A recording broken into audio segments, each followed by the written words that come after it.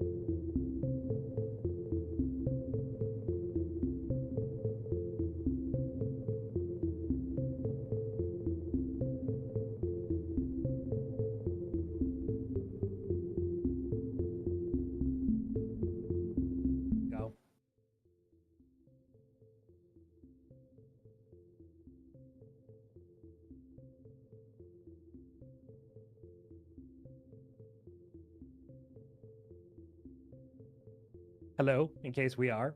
MRHulthen here. Yes. 67 watching. Oh, damn. We're starting off pretty hard.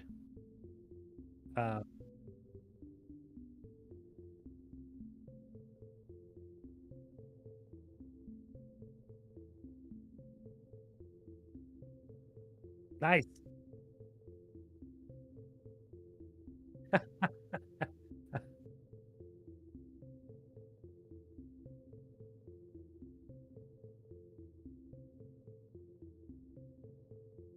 Yeah, I can't see in any comments just yet.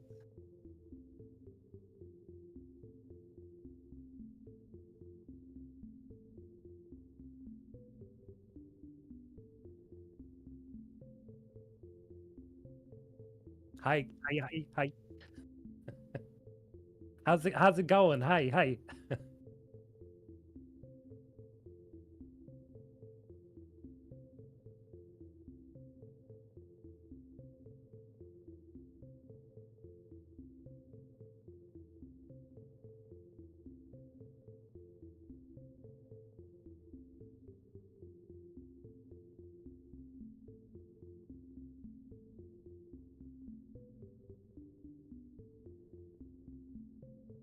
Good idea. Yeah, it's super Mass Effecty.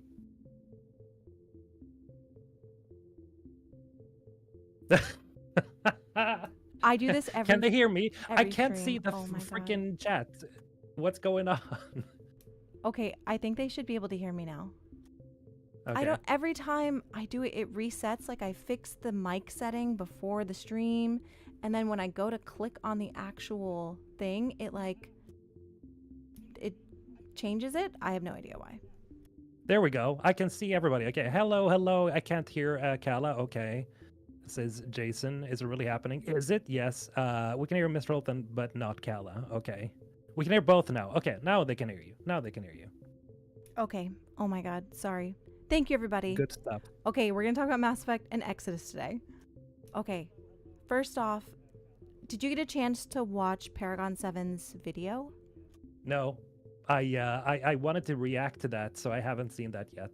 Okay, because there's a few things that I want to talk about. Yeah, just bring it up. There's We can just a talk about few it. things from the video, and obviously, you can watch the whole thing. But she found some really, really crazy details. If they are exactly like, if this video or the trailer is as intricate as she has made it out to be, and this well thought out, honestly, I'm shocked. Like, I mean, we obviously know there is several intricacies and like clues and hints and everything, but the things that she has discovered, you're gonna have to watch the full video to get like the full context of what I'm saying. But there's some very interesting things in there that I'm surprised. Number one, that it took this long to find out. It's been like 4 years. But also, if they really did include all this intentionally, that's kind of crazy. So Okay. You're putting me on edge here. What are you? Okay, the first one, there is Morse code that says, I think she said it was N7. So there's Morse code in the trailer that she found out that translates to N7. And then she figured out that for sure it is Alcara. There is Alcara, whatever. Yeah. For sure. Based on well, obviously the planets, but also the backdrop of the planet. Like, so when you look from Alcara out, you can see the galaxy that's kind of, or like the nebula or whatever that is, that like floating. The star positions. Yeah, essentially the star positions. And then she found that Asari are apparently like immune to the effects of oh god, what does Alcara have? Now I'm gonna forget it, of course. There's It's a sort of gas or something? yeah, whatever's in the atmosphere of Alcara, which is why people were like, why doesn't Liara have a face mask? Right. But I guess there's a little bit of information in one of the codexes basically saying that Asari are immune to the effects of that. Okay, let me look it up. Now I can do this. On the other hand, Okay. Alcaris crust is composed of carbon and water ice, while low density, its large size allows it to retain a thick atmosphere of methane Methane, and yes. ammonia. Oh, okay, so they're like immune to methane. Yeah. Well, shit. Now it's either methane or ammonia. It's one of those, but it basically confirms that if that is what that is referring to, then it Hmm. explains why Liara would be able to breathe there without a mask. I mean, obviously, she's Right. not going to have a mask because, the trailer buildup and all that stuff, but it seems like there is a canon, like, lore reason as to how that could be possible. So Right. Okay, that's so kind big of brain crazy. time. Yeah. So you can look at it as because I remember I made a video about this quite a long time ago where I talked about this, but I found it to be like unlikely specifically because yeah, she doesn't wear a mask, right? Now that kind of that could explain it for sure.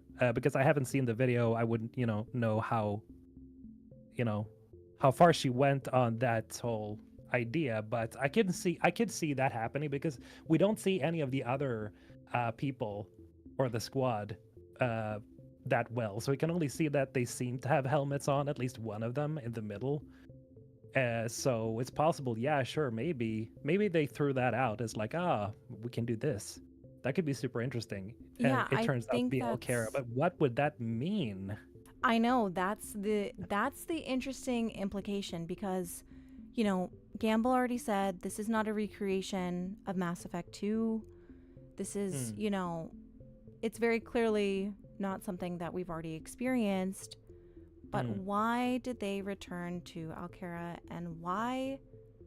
Like, there's a million questions what the implications around that mean. Shepherd, Obviously, shepherd, shepherd, there's shepherd, shepherd, shepherd. yeah, I mean, well, that's what she basically said in her video that, that seems like it really is implying Shepard is returning, and she is Yeah. very solidified on that. I mean, I think that Shepard has to return in some capacity, even if it's just like voice, like audio logs or, something like that. I Hmm. don't know if I adhere to this Shepard is actually returning theory just because of the hoops that you would have to go through, but Hmm. um, the implications are like they're way more than I guess I thought they were. Yeah, like I find it interesting that she found that information. Where did she find that? I gotta be one of those source. For Where's your source? if you go look at do a react to the entire video at some point, and it's a 37-minute Yeah, video. So it's a very yeah, I'll check it it's out. a long video. I Um, promised everybody that I would watch it today, but since you came up with the idea that we would live stream this, I thought this is more fun. So, so I'll do it maybe next Monday. So yeah, I'll have to catch up on that video because yeah, I yeah, haven't seen it do yet. it because you're gonna be blown away by like some of the intricacies. Because I was like, how did you find this? Like, I know I'm like a crazy person too, but damn, Uh, I was blown away. and Like, she did such a I good thought job. I was a crazy person before you jumped in and started making theories. So I guess it's just it's just evolving. We're just We're gonna just get moving on. crazier people and more clues over the years. Like in like Yeah. in another 5 years, there will be a crazier person who's like, look at what I found. Yeah, I think this entire we've literally written essentially the sequel and prequel and several other sequels for the future of Mass Effect already. I feel like Yeah, no, all of you're totally right. all of the community.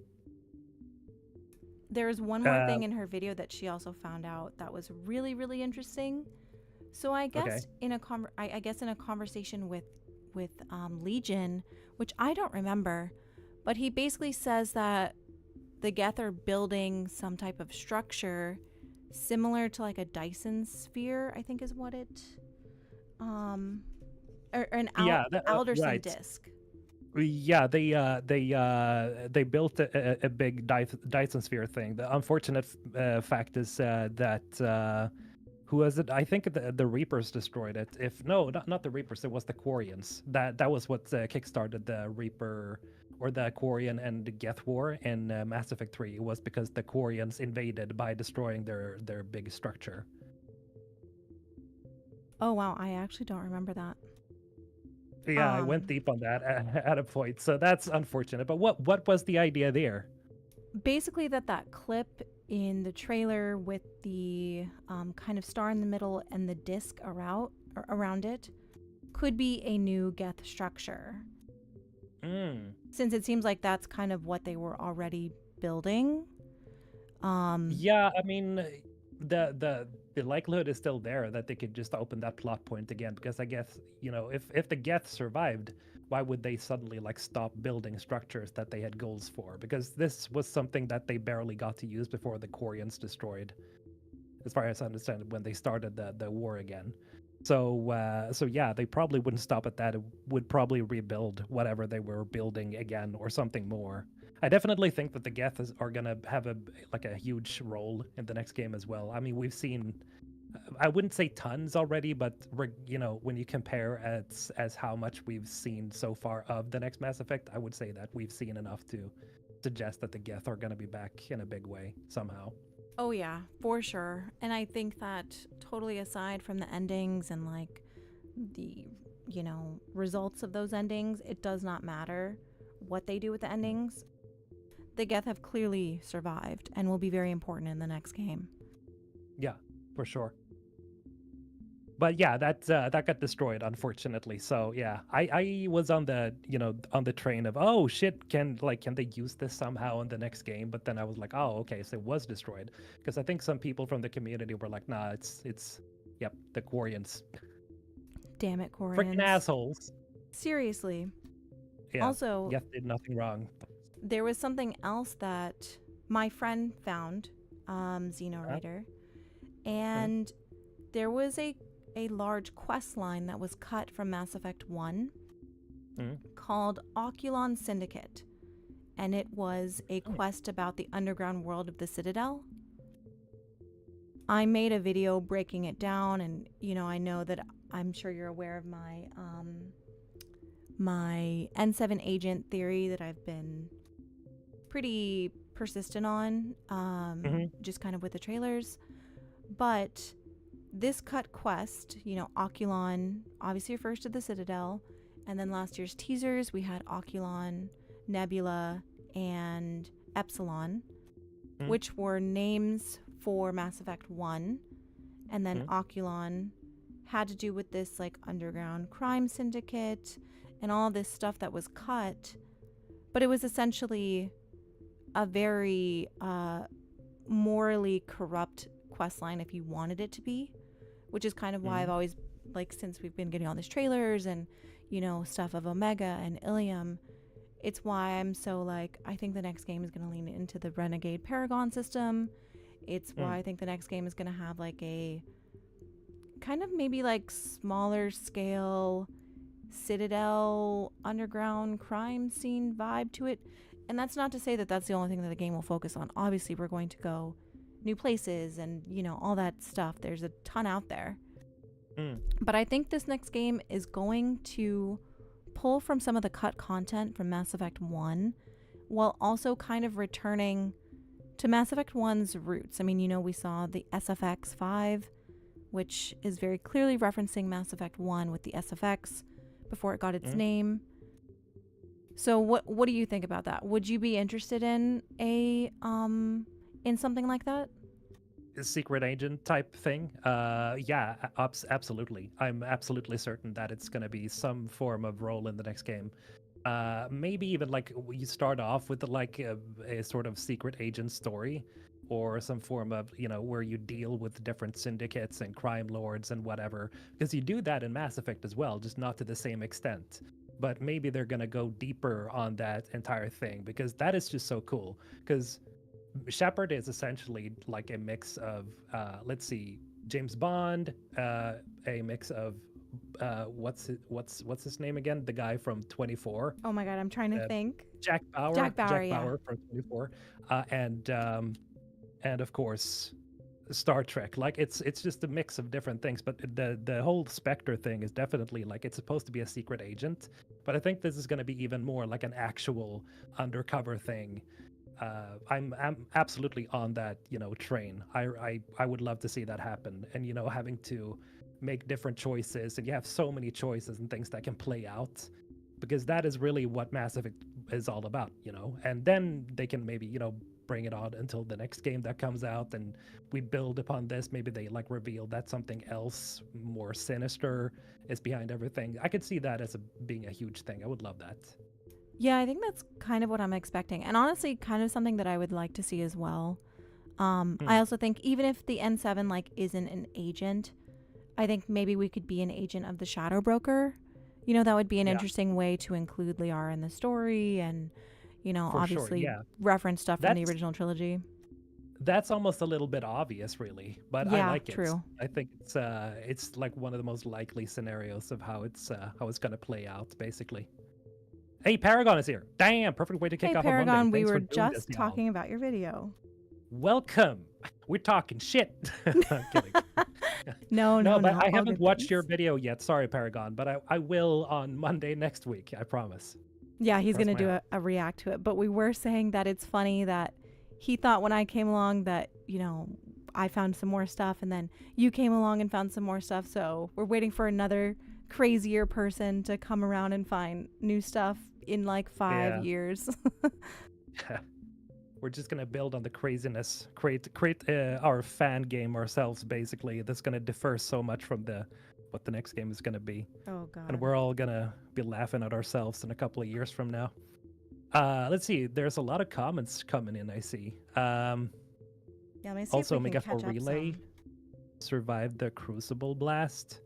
It did. I don't know. Did it? Do you think that it did? Yeah, The did Omega it? for Relay. See, I don't know. Where can you see that? Or maybe people just make that assumption, or Bloody Miura here makes that assumption because you see the mass relay in the trailer. But I don't know. I just think it's a mass relay. Well, it's assumed that any relays not connected to the main, the main network would survive, yes? Mm. I mean, I would assume so. Especially you have to think Yeah, that makes there's sense. the Geth telescope out there that is 3 relays pointed together in like a freaking Can't get over that. Yeah. Whenever I hear that, I'm like, just that's the dumbest. But it supposedly works, so I guess it's an explanation. But it's just, I don't know. Yeah. We'll see. If we're going to see that in the next game, they've already defined what it looks like, and majority of people think it looks very silly. So I hope they're like, hey, time has passed, and they did some changes to it. It looks better. It's not just 3 relays anymore. Yeah, because that image of it looks so silly to me. But again, it makes sense. Oh, by the way, you got 10 gifted from Taco Cat. Oh, Thank you, Taco Cat. Taco Cat. That's very kind of you. He's a good guy. He is gifted on my channel a bunch as well. Look at all the new members. Thank you for that. Thank That you, was very Taco. kind of you. Omega for Relay is a big plot twist, mark my words. You think so? You think so, Bloody Miura? I mean, it could be. Why, though? There is so much that they could connect to the original trilogy. I mean, I don't know. Obviously, we see the Angara and all that stuff, so everything's very confusing. Yeah. But I wanted to ask you, you posted on Twitter that you're kind of doing some self-reflection and wondering if you should get back to Mass Effect content because that's kind of what you were known for. I mean, are you... I guess my question is, are you wanting to cover Mass Effect right now? Is there stuff that you feel passionate about to even cover? Or do you feel like there isn't stuff to cover? I think I just like seeing other people's perspective on things, like you and Paragon. I don't know, like I want to cover Mass Effect, but yeah, as you said, like there's not much to talk about. I've already gone over most of the things that I could see being like a plausible theory, and I've tried to work out like what makes sense, what does not make sense.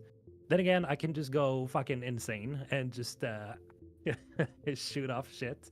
But at that point, I feel like it doesn't become serious speculation because I really want it to be like something that we can actually see happening in the next game. I don't want to just speculate just for content. I want to make it like an actual, because that's what I love the content back then. When I started to delve into after I had like done the major theories, so to speak. It started going like batshit insane, and then I just felt like I needed to take a step back because I didn't want to be known as the crazy YouTuber theory guy. That's fair. So I don't know. Like I really want to go back to like making theory videos, but it also has to like work in the long term, because it is still like YouTube is still my job now, and since I've covered other franchises as well. I still kind of need to cover them as well, but I really feel that I really want to go back to just shoot shit and theorize, which is why this is fun, because it gets my creative engine going, like it gets my juices flowing. But yeah, I've been like on the back burner on the entire thing, really. I think someone said that our voices are a little bit low. Maybe I did just turn it up. okay. So hopefully that helps. Yeah. Again, I'm not good at this streaming thing. I'm sorry. You'll get into it. You just need to do it more. Let me look at chat some. So let's see here. Paragon, if you're listening, can you link your video so that people can go to it and check it out? Everybody has to watch it. It's very, very good. It's very intricate. It goes over like every millisecond of the trailer in the most intricate breakdown that I've seen so far. So definitely go check out her video and watch it. I think if all of this is really as intentional as it seems like it could be, that has crazy implications for the next game. True. But I haven't seen it yet, so I can't say. But were there other points of contention or discussion in the video? There is some dialogue that she kind of breaks down what she thinks it is.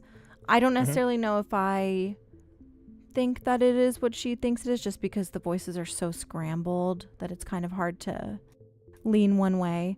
But her breakdown of it is really good either way. Like if you like, being able to speculate and theorize and just kind of, run with it, it's definitely for that type of, theorizer. Is that from the original teaser trailer? Yeah, from 2020. Mm-hmm. I think I've read Paragon. I think I've read your like a tweet from you once, or maybe it wasn't a tweet. I don't remember. It's something at least that had to do with the translation of whatever they were saying in the trailer. But yeah, it's super scrambled, so I couldn't really make it out. All I could hear is like some parts, of course, you can hear, but others are like just so super scrambled that I'm just like, you can't really make this intelligible in a way. Okay, I think her comment got deleted, but I just posted it, so people should be able to see it now. Make sure you go subscribe to her channel too. She does very good stuff and posts videos weekly. God damn. You guys are out here grinding. I'm being lazy.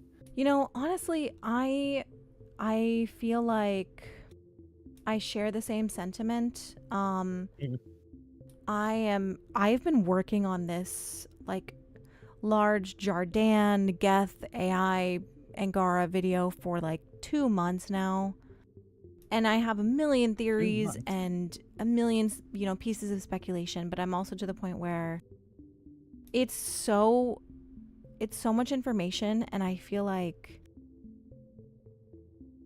just feel like there's not a lot of payoff for it right now because we have little to no information. So I'm like, I guess I'm kind of just feeling a little discouraged right now with Mass Effect content, Because you have to reach quite far to get You do, anything out of it. yeah. And it's like, am I doing all of this research for nothing? Which I guess, like, in the end, essentially all this really is for nothing because, it's just speculation and I shouldn't expect anything from it. But I also Mm, think I guess I just feel like I'm operating off of the tiniest crumbs. And hmm I just wish I could take like a bite to get something more substantial to mm, feel like all of this effort. Because I mean, I spent on my dark energy video, that took a very long time. My yeah. videos that are like, I don't think people understand how long it takes to make No, a that's why video. I always do like maximum like 15 minutes. Otherwise, I'm gonna be burnt the fuck out after doing that. Especially if you edit it a lot and you sit there and you try to make the sound really good and you try to make the music overlap really well and then you need to write a script as well. Like there's a lot of work people don't realize goes into making videos, It's especially so ones much that you work. care so much about.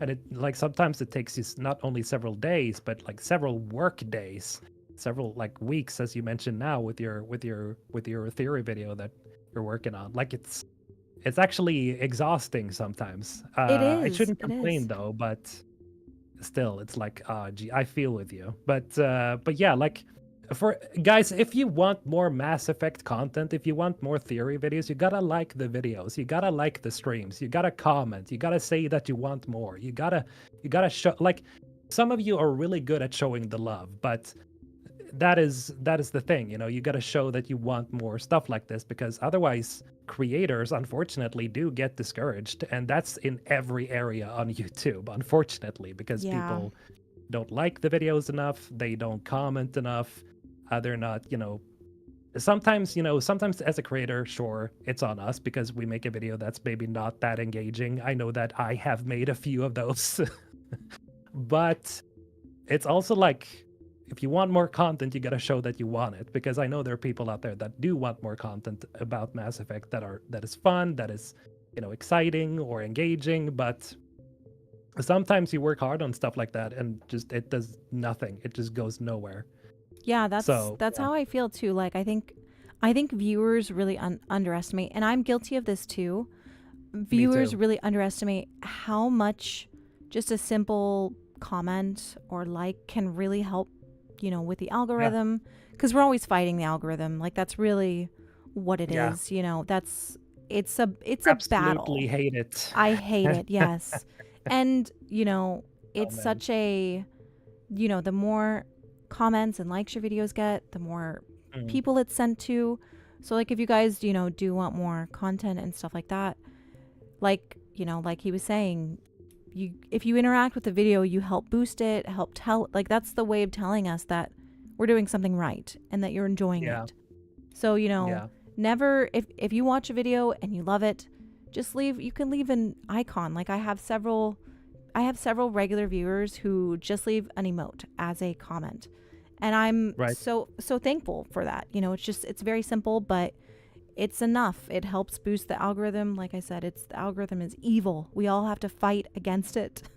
It sucks. It absolutely sucks, because it's supposed to be the audience. It's supposed to be people. Now, I don't want this to turn into a big like talk about YouTube in general, but in case you guys have like been wondering what's going on with like content for Mass Effect, why are there so few people really talking about it? Why, like, one, it's not trending, and because trending stuff gets boosted a lot, of course, because people watch what's trending, and it's because it's trending. But Mass Effect isn't trending at the moment, but you can sort of boost it and, make a creator create more content, because it's going to be in it more for the creator who does it, because it's going to be worth it, because you do spend time making this, so you need to make money from it. So yeah, liking, comment, all that good stuff, it's true, it actually does help. uh It does, On the yes. opposite spectrum, it does not help to, to not say anything and just view a video and just go away. Now, again, you should never put it really on the viewer, so I would never blame anybody. I don't think, Kala, you wouldn't blame any No, video like definitely. It's viewer the for not doing algorithm it, but sometimes, it just know you're helping out when you do it. yeah. Uh, And I need let's. to be better about that too. I watch are you familiar with Wisefish? He does like really long lore mm, videos. He's got some really good Maybe. like Mass Effect, Cyberpunk. If you guys haven't watched his stuff, I love watching, like putting on one of his videos. They're like an hour long most of the time. And I Damn. forget to comment on them because I'm just like, I do too. yeah, I'm just I do listening for an too. hour, but they're It, very good. it's normal. Yeah, it's totally normal. But yeah, I want to make more Mass Effect content, but I guess I just feel like it's also just the same theories. You know, there's nothing Mhm. new to say at this point, I guess. True, because someone else has covered it, or you've already covered it Yeah. yourself. Yeah. A Johnny Glasper with the $5. Mike needs to give us an amuse bouche for real. What is that? What is an amuse bouche? Amuse bouche. Appreciate it, Johnny. Thank you, Johnny. But also, I don't know what that means. I trust you that Gamble does need to do that. I just don't know what it means. He needs to give us some form of official stuff. But that's the thing. Here's the thing, right? This is the most complicated thing when we're talking about like specific franchises like Mass Effect. You know, we can't really push Michael Gamble and the team to like just give us content so we can talk about, because I don't want to hold that out on them either. That's not their responsibility. But yeah, like it's painful right now for a lot of creators, especially Mass Effect and Dragon Age creators. Even holy shit! Oh man. Oh my god. Oh, Dragon Uh, Age. yeah, I'm just waiting for something to come out to actually talk about something that's there. Yeah, and Unfortunately, I think it's we're not. also at the point where like we're not, the reality is we're not going to see anything from Mass Effect until on 7 Day. Not with Yeah, Dragon Age's reveal coming in the summer, and then, you know, whenever that comes out, like all of that is going to be very reliant on what we actually do see for in 7 Day, because they're mm, not going to reveal anything from Mass Effect to overshadow Dragon Age. for sure. Especially if we can expect Dragon Age to come out this year, because they're gonna have this big showcase this summer, right? So I would expect it almost to release this year, honestly, like in holiday. I mean, honestly, if Dragon Age 4, a Dreadwolf, turns out to be a great game, I think they could, if this turns out to be like one of those BioWare classics that we want it to be, it could literally win Game of the Year, because this year has had some good games, but it hasn't had like straight bangers like last year. Last year Yeah. was insane, but this year has been kind of lukewarm. I don't think most people are like even super, oh, Final Fantasy VII Rebirth is going to win, because I've seen so many people talk about it as in, they're not super happy with it, whatever. It's not universally loved like many games were last year. So hopefully they come up with the Dragon Age this year, because if they can deliver, it's gonna win Game of the Year for sure. I want that game to be good for BioWare, for the team that has been working on it for so long. Like, I want that game to succeed, because I truly do think, and I've said this in my videos, that I think that whatever happens with Dragon Age is kind of going to set the tone for what happens at BioWare moving forward. Yeah, for And, sure. you know, that game needs to do well. It like, that's just the fact of the matter. It needs to do well for Mass Effect 5 to even happen. True. You know, that's just my interpretation of kind of the layoffs No, and it the cuts absolutely and, is. Yeah, the people that like 50 people getting laid off last year. It might not sound like a lot, but it's a lot for a team like BioWare's. it is, yeah. So They don't have a huge team. no, true. So like, yeah, they're gonna move people over to work on Mass Effect as soon as they are done with Dragon Age, and hopefully they get soon, like they get done with this sooner than later, because and obviously we don't want to push them again, but then again, a delayed game is not always a good game at the end of the day. Yeah. Unfortunately, we saw that with Cyberpunk. I saw that you've fallen in love with Cyberpunk. Oh my god. Unfortunately, this development cycle for Cyberpunk was really, really crazy. Like, it was chaotic, and because it had such a long development time, not necessarily an active development all the time, but since it was announced, like it doesn't always mean like it's a good thing. So hopefully, they can just pull this off. We'll have to see, I guess, with Dragon Age. But yeah, yeah, it's really all cards on the table right now for Bioware. I sincerely doubt that EA is going to be like, yeah, that's fine, in case it's not a cash cow. It really needs to be, unfortunately. Yeah, it really does. And, if you look at BioWare used to have several titles. I mean, several studios. BioWare Mm, used to be able to work on multiple titles at once. They used to mm, have the capacity to, you know, work more because they had a larger team, there was more studios, like they were given more money to mm, operate. And over the years, with Andromeda and then Anthem, that has slowly changed and now there is one studio mm, and, their team is very small. They can only do one game at a time.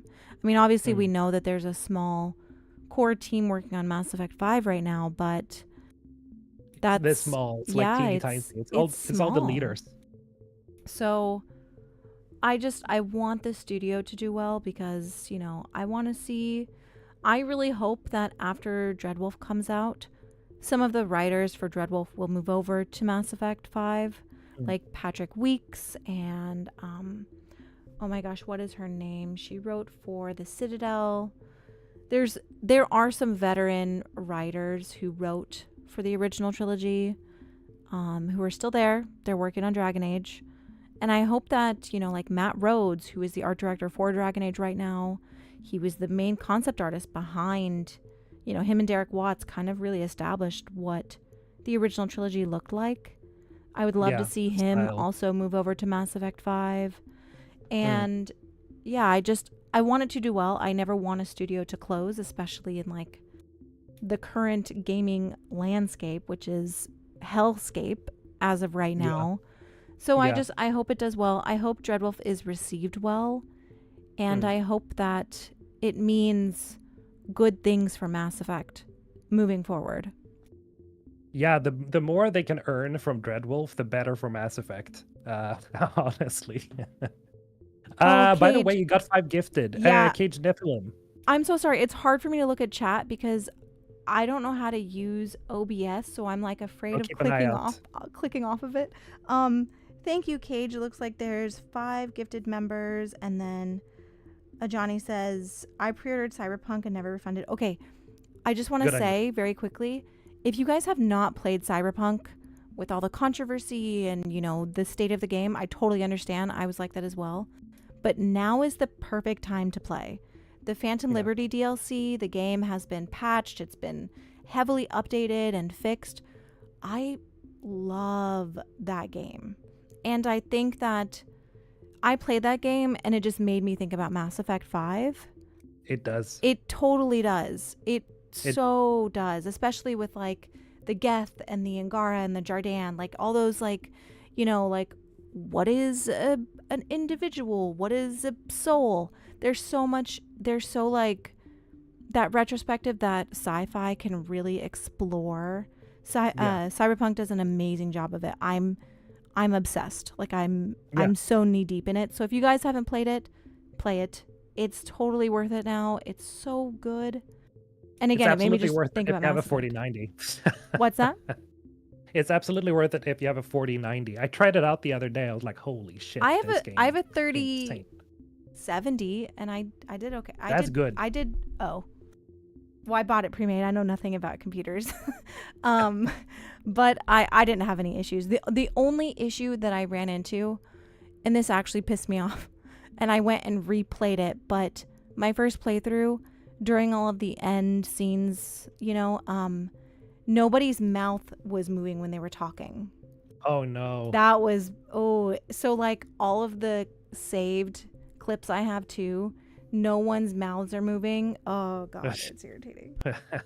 What an Okay. unfortunate bug. I know, right? So frustrating. Bloody Mira for is that $2? Okay, for $1.99. $2. Thank you One guys. nine nine. That's very Uh, that's very kind what of a you guys. But yes, Cyberpunk is play amazing now, Cyberpunk. especially Phantom Liberty. You've sold it to me, Kala. I'll be playing it next. Ooh, nice. Yes, You got do somebody to it. buy it. Also, okay, the best thing about Cyberpunk, I don't know if you have gone back and read any of the like, the tabletop resources or the source books. Have you read any of those yet to see the I truth of don't the game? read. I'm just Oh. Well, no, but no, I haven't read that one. No. oh my god. Oh my god.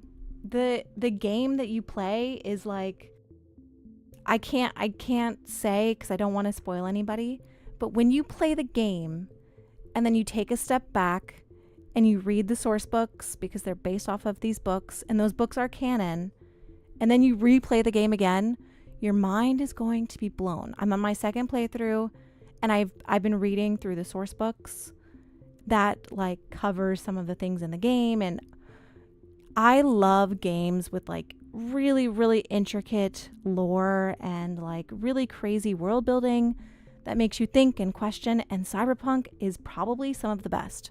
Like, It is. it's Yeah. blowing me away with what they've been able to do. And I think with how successful they were for Cyberpunk, I think that Orion, the sequel, is going to double down on that.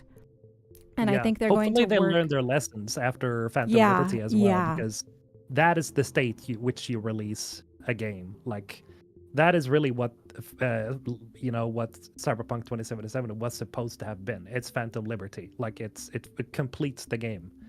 Phantom Liberty I is love so that good expansion too. so much. It's so good. It's so Um, good. let's see. Somebody wrote something about blah blah blah blah blah blah. Do you think that if Alex Barrett, do you think that if Dreadwolf does really well, EA will prioritize more Dragon Age over Mass Effect? I could see them wanting to capitalize on the franchise that recently did well over one that hasn't. Maybe, but then again, studio interference isn't really that good in case Dreadwolf ends off being like the last game in like the story of Dragon Age. Because then I think they're just going to shift focus to Mass Effect, because I think they know that Mass Effect is super popular. I don't think they would prefer like one over the other, really. What do you think? Yeah, Mass Effect is the more like, Dragon Age sold very, very, very well with its Game of the Year Inquisition Edition, but I'm fairly positive the Legendary Remaster outsold that from what I remember. Mass Effect is the bigger franchise. But again, I It don't is. think that they're going to want to like prioritize one or over the other, but obviously after the release, close to the release, Dreadwolf is going to be prioritized. And as of late, Dreadwolf has gotten more expanded media. There's been comics, there was the show.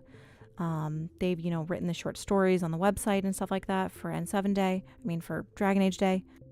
So obviously it will be prioritized, but I think that once that has kind of settled, it's going to be full Mass Effect, like full steam ahead, because I think that's kind of like their bread and butter.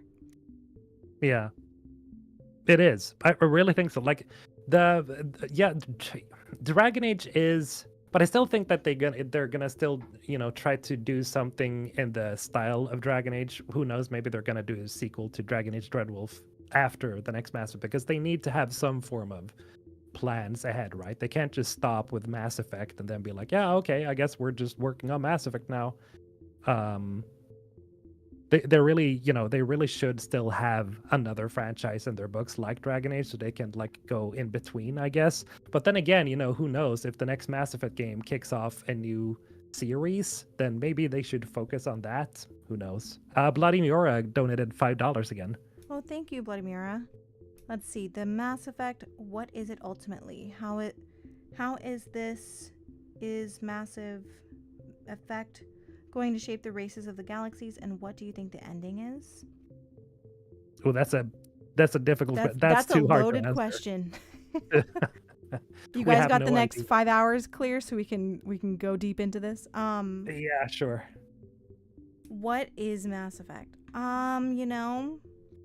That's a very good question. And like I've said with all of my kind of theory videos, I think that this next game is going to kind of return to the core of Mass Effect 1 and kind of the aspects that made the original trilogy great and what people really came to love. Because, I still feel like Mass Effect 1 isn't my favorite, but I still feel like it's the favorite. So when you talk to people, you know, people really, really, really have that nostalgia for Mass Effect 1 with how, like, just different, I guess, it feels from Mass Effect 2 and 3.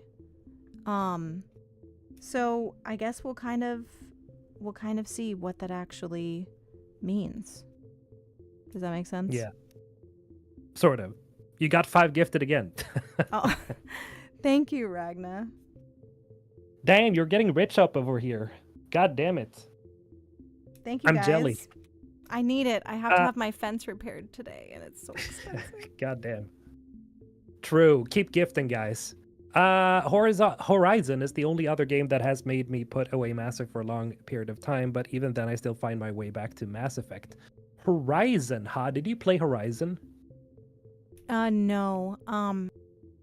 My boyfriend loved the game, and I tried watching him play and seeing if I could, like, get into it, but I don't know. There's something about, like, I'm not a huge fan of the, I don't want to call it dystopian, but Caveman in future? yeah, kinda. Yeah, that's not really for me. True.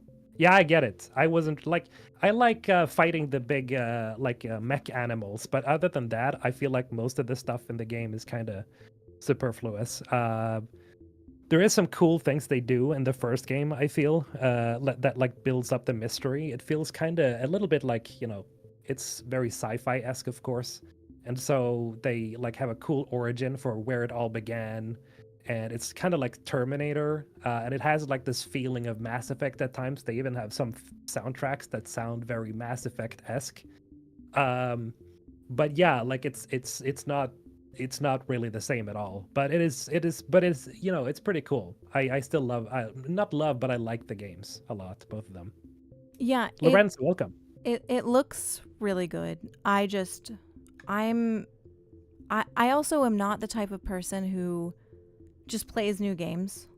Like, I applaud people who can do that, but I have been playing consistently. I have been playing Dragon Age for like almost 5 years. I've been playing Mass Effect for the last 3 years, and I'm on my second playthrough of Cyberpunk. But other than that, the only other games that I play are Overwatch. So I don't really like, I know. I'm not like a, and everybody in my videos is like, you should play this game, and I'm like, I'm so sorry, but I'm never gonna do that. Man. I'm a hyper fixate person. I can't just pick up something new. It's like I tried playing oh gosh, I did try playing like I and people might get mad at this. I played through Baldur's Gate, loved it, and I tried doing a replay, and I was like, I'm not interested anymore. Because you don't like the combat. I hate the combat. You hate the yeah, I combat. use cheats to like kind of get rid of the combat, so that's probably why it's not as enjoyable for me. Oh boy. But yeah, I go back to Dragon Age and Mass Effect, and that's like that's it. Yeah. Linnea is like the same. She always goes back to Final Fantasy 14. She barely tries anything out at all ever. She just watches me play. So the other day I was playing Stellar Blade. I'm loving it. Not because of just, you know, Eve and her costumes, but like the game is genuinely good. Like the combat is so fun. But she's like, yeah, okay. She just goes back to it again. So yeah, it's very different. I don't know if that's a female thing. I've noticed my I'm cousins pretty like sure the same way. I'm pretty sure I have ADD or something like that, because like, You think so? yeah, oh yeah, I You haven't also gotten that checked? What's that? You haven't gotten that checked? American healthcare is the worst thing Right. to exist. You live in That's a funny technically question. a third world country, really. Yeah, good luck with anyone trying to get a diagnosis. Yeah, oh Jesus. But yeah, I you gotta just like, you gotta get to Sweden and just ask for it. Hey, can you guys? Oh, okay. God, that sounds so nice. But yeah, no, I hyperfixate on stuff. Like, I can't move on, and it's really frustrating. I wish I wasn't like that, but like, That's a good thing though, because your videos are very long and very involved. I thought my stuff was involved, but I guess my videos are more like, you know, Oh, you know, they're just silly, dumb, while yours are more like in depth, focused. You're looking at the thing specifically. I think that's a strength, really. I think Yeah. mine is a weakness of being like, oh, let's move on to the next thing. Oh, let's look at this. You know, it's. But it's I working think for that's a you. weakness. So it's clearly Uh, working. Sometimes it works. Sometimes it doesn't. But I'll be laying in bed and I have very bad insomnia, so it'll be like 2 a.m. That's And then a bad. thought occurs and I'm like, oh my God, I have to go watch this part of a playthrough or check out this Wikipedia portion. Like it sounds Damn. great, but it's really annoying. So Uh-oh, don't clip that. don't clip what? Oh Oh God, I'm boy. scared. But you got to get that checked as well. Oh shit, you can't. Right, you're in America. Sorry. Yeah, good old America. But that's not good. You got to get some sleep. You got to I think maybe you should go out for do you run? No, I have a heart condition. Fuck. Taken Okay. care of by the good old US of A, American healthcare. I'm so sorry to hear that. I didn't know that. So, Shit. yeah, I don't really talk about it But much, but yeah, no, I do I have physical therapy and I do like some physical stuff, but okay. yeah, I wish I had more venues, but ultimately my venue is hyper fixating on video games and video game characters. Like right now I'm extremely obsessed with Johnny Silverhand, and it's like it's becoming a problem. I wonder why. I mean, look at him. I know, It's literally Keanu I Reeves. know, look at it. But you know what's so funny? And I said this in my video that I made. I never think about Keanu Reeves. I never look at Johnny Silverhand and I'm like, yeah, that's Keanu. I never ever make that connection Yeah, for because some he's so reason. different. He's He's not at all so like that. different. They did such a good job of bringing in a character who looks and talks exactly like the real person, but making it so distinct that it doesn't feel like him. And I Yeah. hope, and this is a good segue to Exodus, because if the people who've been following me know that I'm obsessed with Exodus, and Mhm. Matthew McConaughey is playing a character in Exodus, which it's either going to be really good or really bad. And that's really the only two ways that it can go. Like, it's either going to be, he does an amazing job voice acting and, really brings a lot to the table. Or it's going to be where I'm kind of like, why did a celebrity do this? Which I've had that feeling beforehand. I'm not like a huge fan of regular actors moving into the voice acting sphere because the voice acting space is already so cutthroat Yeah. and dominated by like 10 people. So I hope Jennifer that Hale. Jennifer Hale. Oh gosh, what's his name? Yeah, and like all the people from like Critical Role, they absolutely dominate. Yeah, Matt Mercer. which is great. They're amazing voice actors, but it's hard for other voice actors to get in there cuz they're going to be like, "Oh, Jennifer Hale applied. Bye." Which obviously Yeah. you want Jennifer Hale. Yeah. Obviously. Depending on what she wants, how much she wants for the role, you True, can't pay too yes. much. But I would imagine that Matthew McConaughey or Matthew McConaughey, I don't know how to say his name. McConaughey. I McConaughey. think Okay, I'm that's how gonna you say say it. I I'm think. gonna say Matthew Mack. So he's probably super expensive. Like he has to be. He Yeah. is Yeah. massive. So They, yeah, I'm super curious about him. and that's what's really been really interesting about Exodus is it seems like they really have the budget. And obviously they're being backed by Wizards. So Yeah. but they have as of right now, obviously they have Drew Karpyshyn, who is like the narrative director, and I'm pretty sure he's the lead writer as well. And then they have Adrian Tchaikovsky. He's a really famous sci-fi writer, and then Peter F. Hamilton, who are Right. also very prolific sci-fi authors. I haven't read any of their works, but people Me talk neither. about it all the time in my comments and stuff like that. So I'm assuming they're pretty prominent. So they got not only that, but like some of the most well-known sci-fi authors. But then they get Matthew McConaughey. There's like 3 studios right now working on Exodus. And they've Hmm. made the scope sound huge. Yeah. So I really hope that it is what they say. And I also just want to say that I did mention this at the beginning of the video, but I may have been muted because I'm an idiot.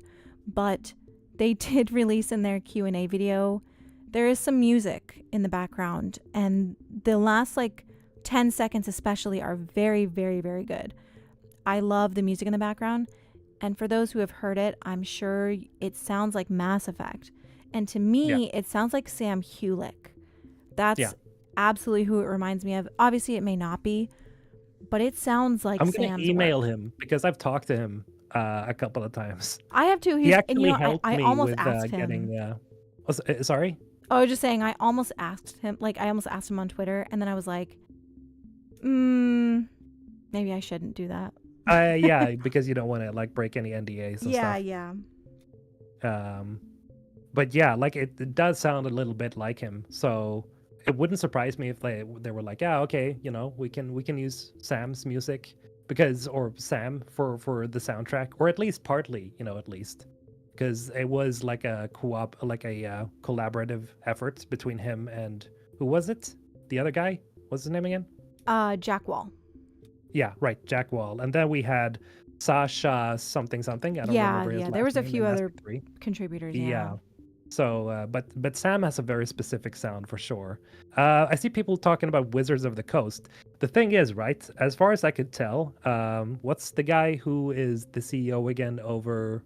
Sven Vinke. No, not Sven Vinke. The guy who started the company that's making Exodus now. The veteran James BioWare Olin dev. and Chad Robertson. James, right? Yeah. I think James said in one of their previous Exodus promotions that they literally just were handed a bunch of money by Wizards and just they were just told, hey, do a game, just take this. And before that he was kind of hesitant if he wanted to do it, but then they said that he had free reign. So I'm not too worried about that entire thing. I think it's the same thing with Baldur's Gate and Sven Vinke. They literally told, as far as I could tell, Larian bought the license, or they rented, or I guess licensed. Essentially, yeah. But then they had free reign. From everything that we know of Exodus, James Olin was the one who was approached. And he basically said, I have this idea, but if I do it, we do it my way. I want full control over everything. And he said that they agreed to it. And he's spoken several times about how supportive Wizards have been and how hands off they've been. Okay, yeah. So I really do hope that is the case. It's true. Yes, I do hope so as well. I'm gonna trust him for now. Yeah, I'm gonna trust him for now. Time is gonna tell, but for now, I think okay. He says they have complete creative control, and I have no reason to not trust him because he seems to be a very genuine, good. And he dude said it so many times too. Like he has reiterated that. And but I do understand that people are upset with Wizards because they've done some really shady shit. I'm not going to talk about that here. Yeah, but no, I agree. I had no idea a year ago. I was like, what did they do? Yeah, there's some sketchy things going on, and I totally I also just think in general it's very hard to trust any studio, especially any company that is, behind it. Yeah, the publishers behind the studios. I totally understand, especially with how, games are these days. James, thank you for your donation. Saying, let's see, Seth Green. Jeff Green. Seth Green is returning Mass Effect 4 /5. Jeff Moreau and Seth Green combined into one person. True. Just Jeff Green. I hope so, but he would be he's pretty old now, right? He's 50. Yeah, but he still rocks that Normandy on his Twitter. I'm pretty sure the last time I checked, he still had it as his banner. So I know that he would return if he was asked. Damn. Does he still have it? I don't want to be mean, but man, he's aged. Yeah, we're old now. He has, He still but has so it? so have I. So have I. I'm not gonna say. I'm not supposed to say anything. But damn, yeah, okay, yeah, he does have the Normandy Yeah, stone. That's pretty cool. he is still rocking Mass Effect after all these years. He would no doubt What come a back guy. in an instant. Yeah, in a heartbeat for sure. I like him a lot. I just love him as Doctor Evil's son in Austin Powers. It's just the best. God, it's such a He's perfect role. hilarious, man. He was such a staple of like how old are you? I'm what am I? 32, I think. Okay, so you kind of grew up in okay, because I'm 35. Yeah. But he was like such a staple of all of the movies that I grew up watching. Mm. Just man, it's American so Pie. yeah, it's so weird watching people that you grew up, watching on screen, watching them get older. Yeah, It's weird, but it is.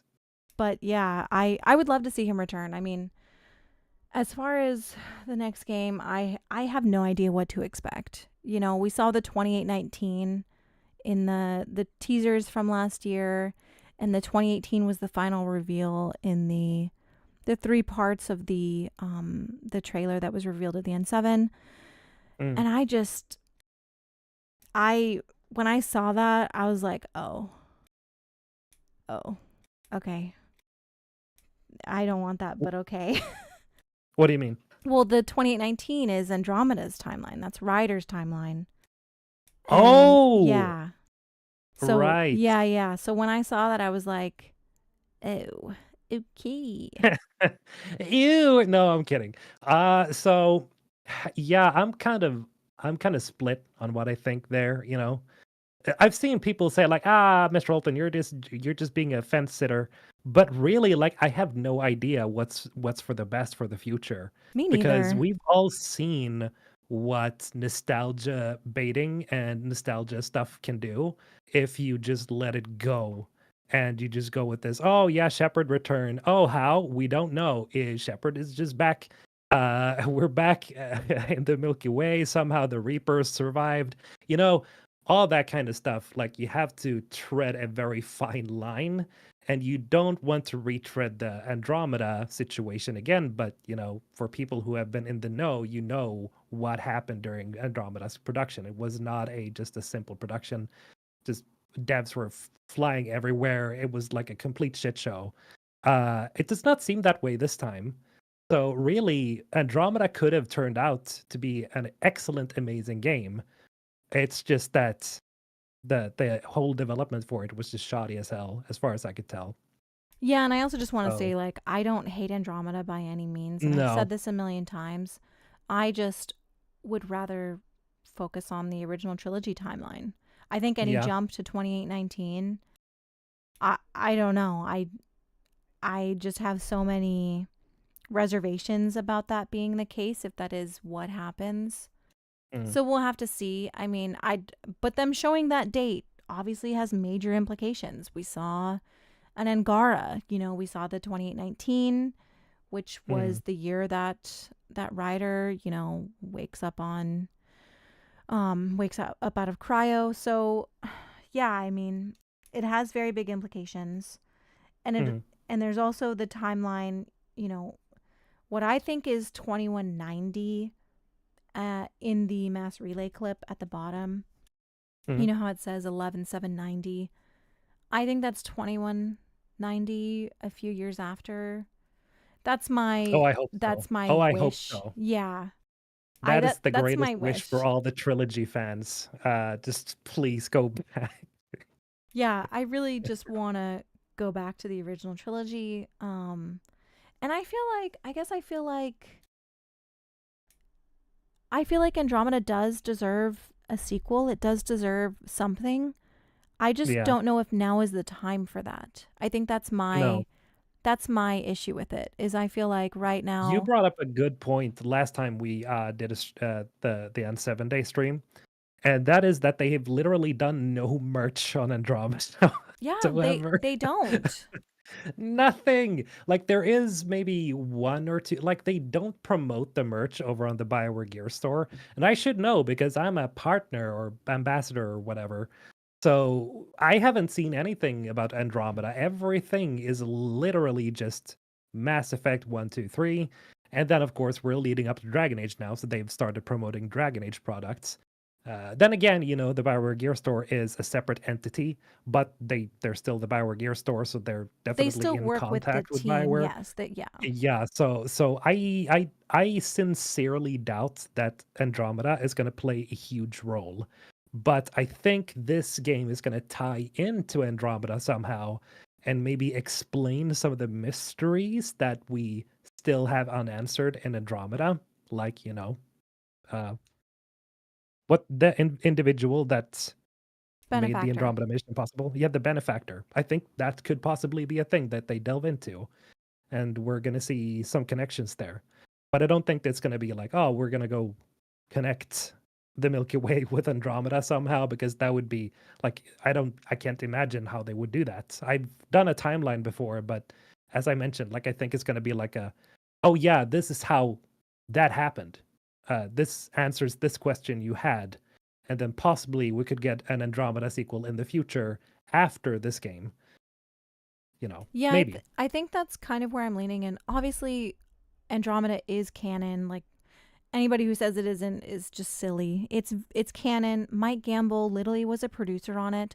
He's not Mm, going to decanonize his own work. yeah. That's dumb. They're not going to Mm, do that. It's canon. It's going to be included. I just think that that implication of putting the 2819 in that, because that whole thing makes it seem like there's a transmission that's being received. It seems like it's conveying an actual event, you mm. know, which makes me inclined to believe, and then I've said this several times, that interview with Liana Rupert, where she said that the next game has been confirmed to be like 600 years in the future, but then that was Oof. never ever expanded upon. No one ever followed up on it. No one else said anything else about it. And she's very close with BioWare, so I trust her. But at the same time, if that is the truth, that was a major reveal, because that was very shortly after the trailer. Like that was at like the very beginning of 2021 that interview was from. So Yeah, if I haven't heard her talk about that again after yeah, that. it's never been brought up. Like it's no one has ever addressed it again. So I wonder if like she was wrong, or maybe she was told information that she wasn't supposed to repeat. So, because True. she is close with Bioware devs and Bioware as a whole, so I Or don't maybe she know. just assumed that it was going to be Well, the case. she said in the interview that she talked with someone at Bioware, and they confirmed that the next game will take place in the future, and that's why Yikes. Liara is older. Yikes. That's like almost Yikes. verbatim what she said. Okay, but let's say that maybe they changed it, possibly. But that's me going copium right there, because I don't want that to happen. I have brought that up in my previous videos that, yeah, if it happens, it happens. I can't control that. Nobody can, except Bioware, of course. But it's not what I want. It's not what I want. I just want to see, obviously I want to see the squad back again. But Yeah, I you know, agree. And I also just want to say, like, Liana Rupert she's not a like clickbait or like, fake mm, reporter. Like she's very diligent on her work and has always been accurate. So that's mm, why I am inclined to believe it, even if I don't want to.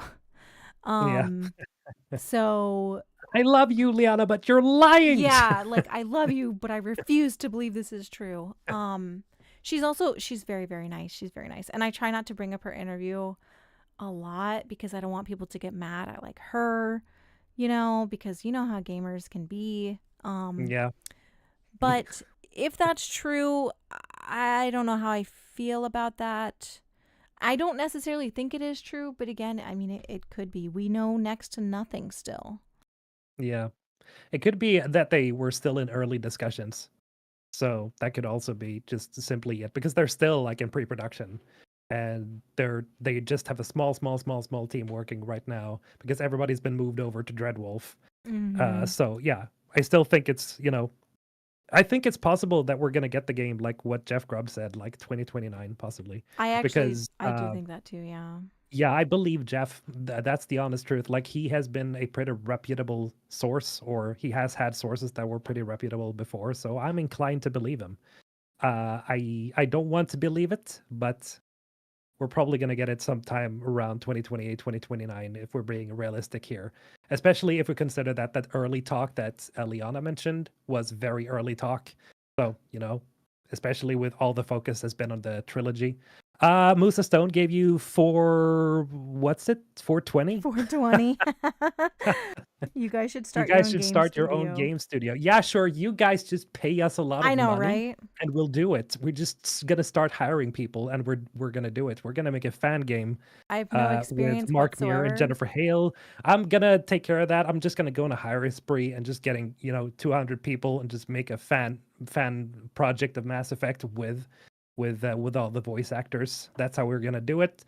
It's on your guys' payroll. You're gonna pay for it. Thank you. That's all I'm gonna say. Did you see Gamble's tweet that he tweeted about the Fallout show? No. He tweeted, shout out to Amazon for making a good Fallout show or something like that. With a smiley face, okay? You should Say go what? look at his Twitter because it's very What does that mean? suspicious. It's very suspicious. And I replied to it and I was like, yeah, did you hear about that rumored Mass Effect TV show? And I used the same smiley face. And Michael Tucker liked it. Oh my god. And I know. I was like, oh, this is very suspicious. Yeah, shout out to Amazon for an incredible adaptation of Fallout. It's pretty good. Did you hear about the rumored Mass Effect show? Oh, damn. Yeah. It's probably in the works still because they haven't said anything about it after that headline From from 2021. that big magazine, whatever, Yeah, yeah, that talked yeah. about it. So it's obviously there, but question is when, I think it's going to be released somewhere around when um we're going to get the show somewhere around when the next Mass Effect has come out because you just want them to, To connect, build yeah. up big that big momentum. I think it's happening too. I think that his smiley face there and his specific mention of thank you Amazon, because Mm, he's clearly working with Amazon right now, which is yeah. obviously we're just speculating, like none of this is Yeah. confirmed, but very suspicious. And he doesn't tweet anything without a very specific reason. He knew what he was doing. I'm He I'm knew. gonna I'm gonna so in case you guys want to like my comment just because I find it fun, I'm gonna write sus on his comment.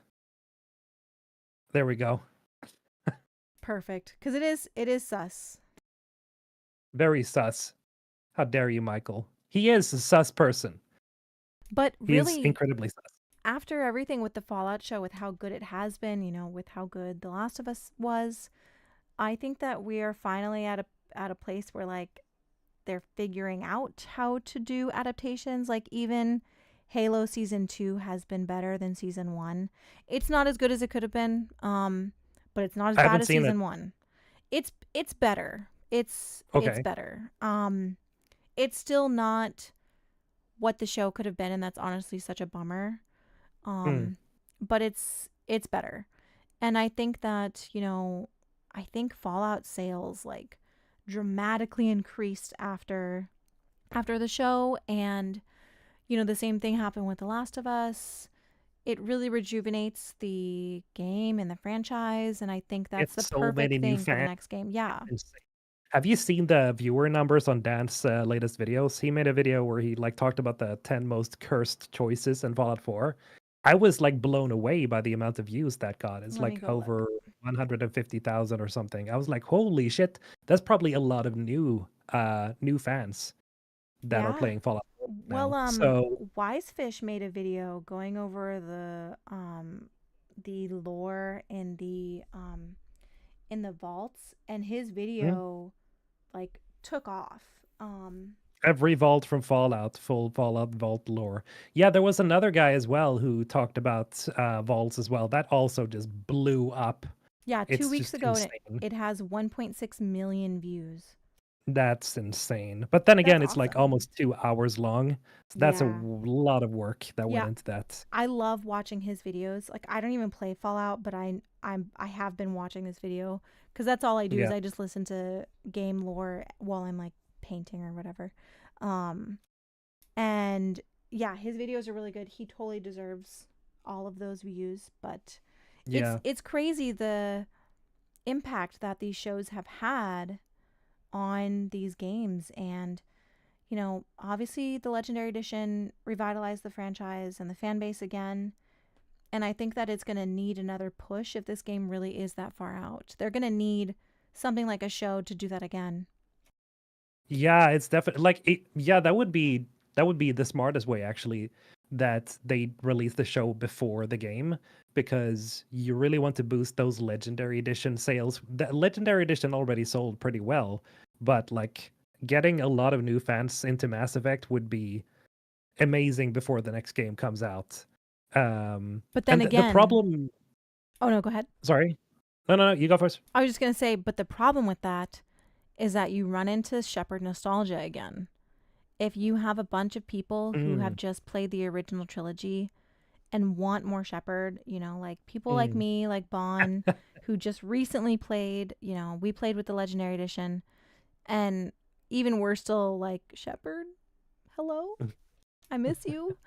And there's a lot of people that, that feel that way from the Legendary Edition as well. Obviously, not everybody, but I think if they do that again, where their main promote, like the main thing that they promote is the original trilogy, Mm. that puts even more pressure on the next game to deliver what the original trilogy has and bring Yeah. back those aspects because you're not going to have a show and then I mean realistically you're not going to have a show and then people are like, wow, I really want to play Andromeda after watching that. I just don't think that that's True. going to be the case. No. So like if they show the Citadel in the TV show, or if like they go back to the First Contact War, obviously all of those people are gonna jump on the Yeah. trilogy bandwagon and play that, because that is what it leads into. So yeah, yeah, I feel you. But that's also why I think, why they're going back to like, it's gonna be there's gonna be some form of connection, and just jumping straight over to Andromeda is not gonna be that connection that they're looking for. So, yeah, I would probably say that the next game is even more likely when you think about the fact that they do have a TV show somewhere in the works, that they're gonna have it be placed in the Milky Way even more now, Yeah, that's what I uh, expect too. than what we thought before, just because, just to connect it. Also, Killmonger, I did watch Edge Runners. It was very, very, very, very, very, very, very good. I can't stop playing the song. It's Want to very stay good. at your house? Yeah. There's like Yeah. there's an hour-long version of it Instant on flying. YouTube. Oh! Yeah.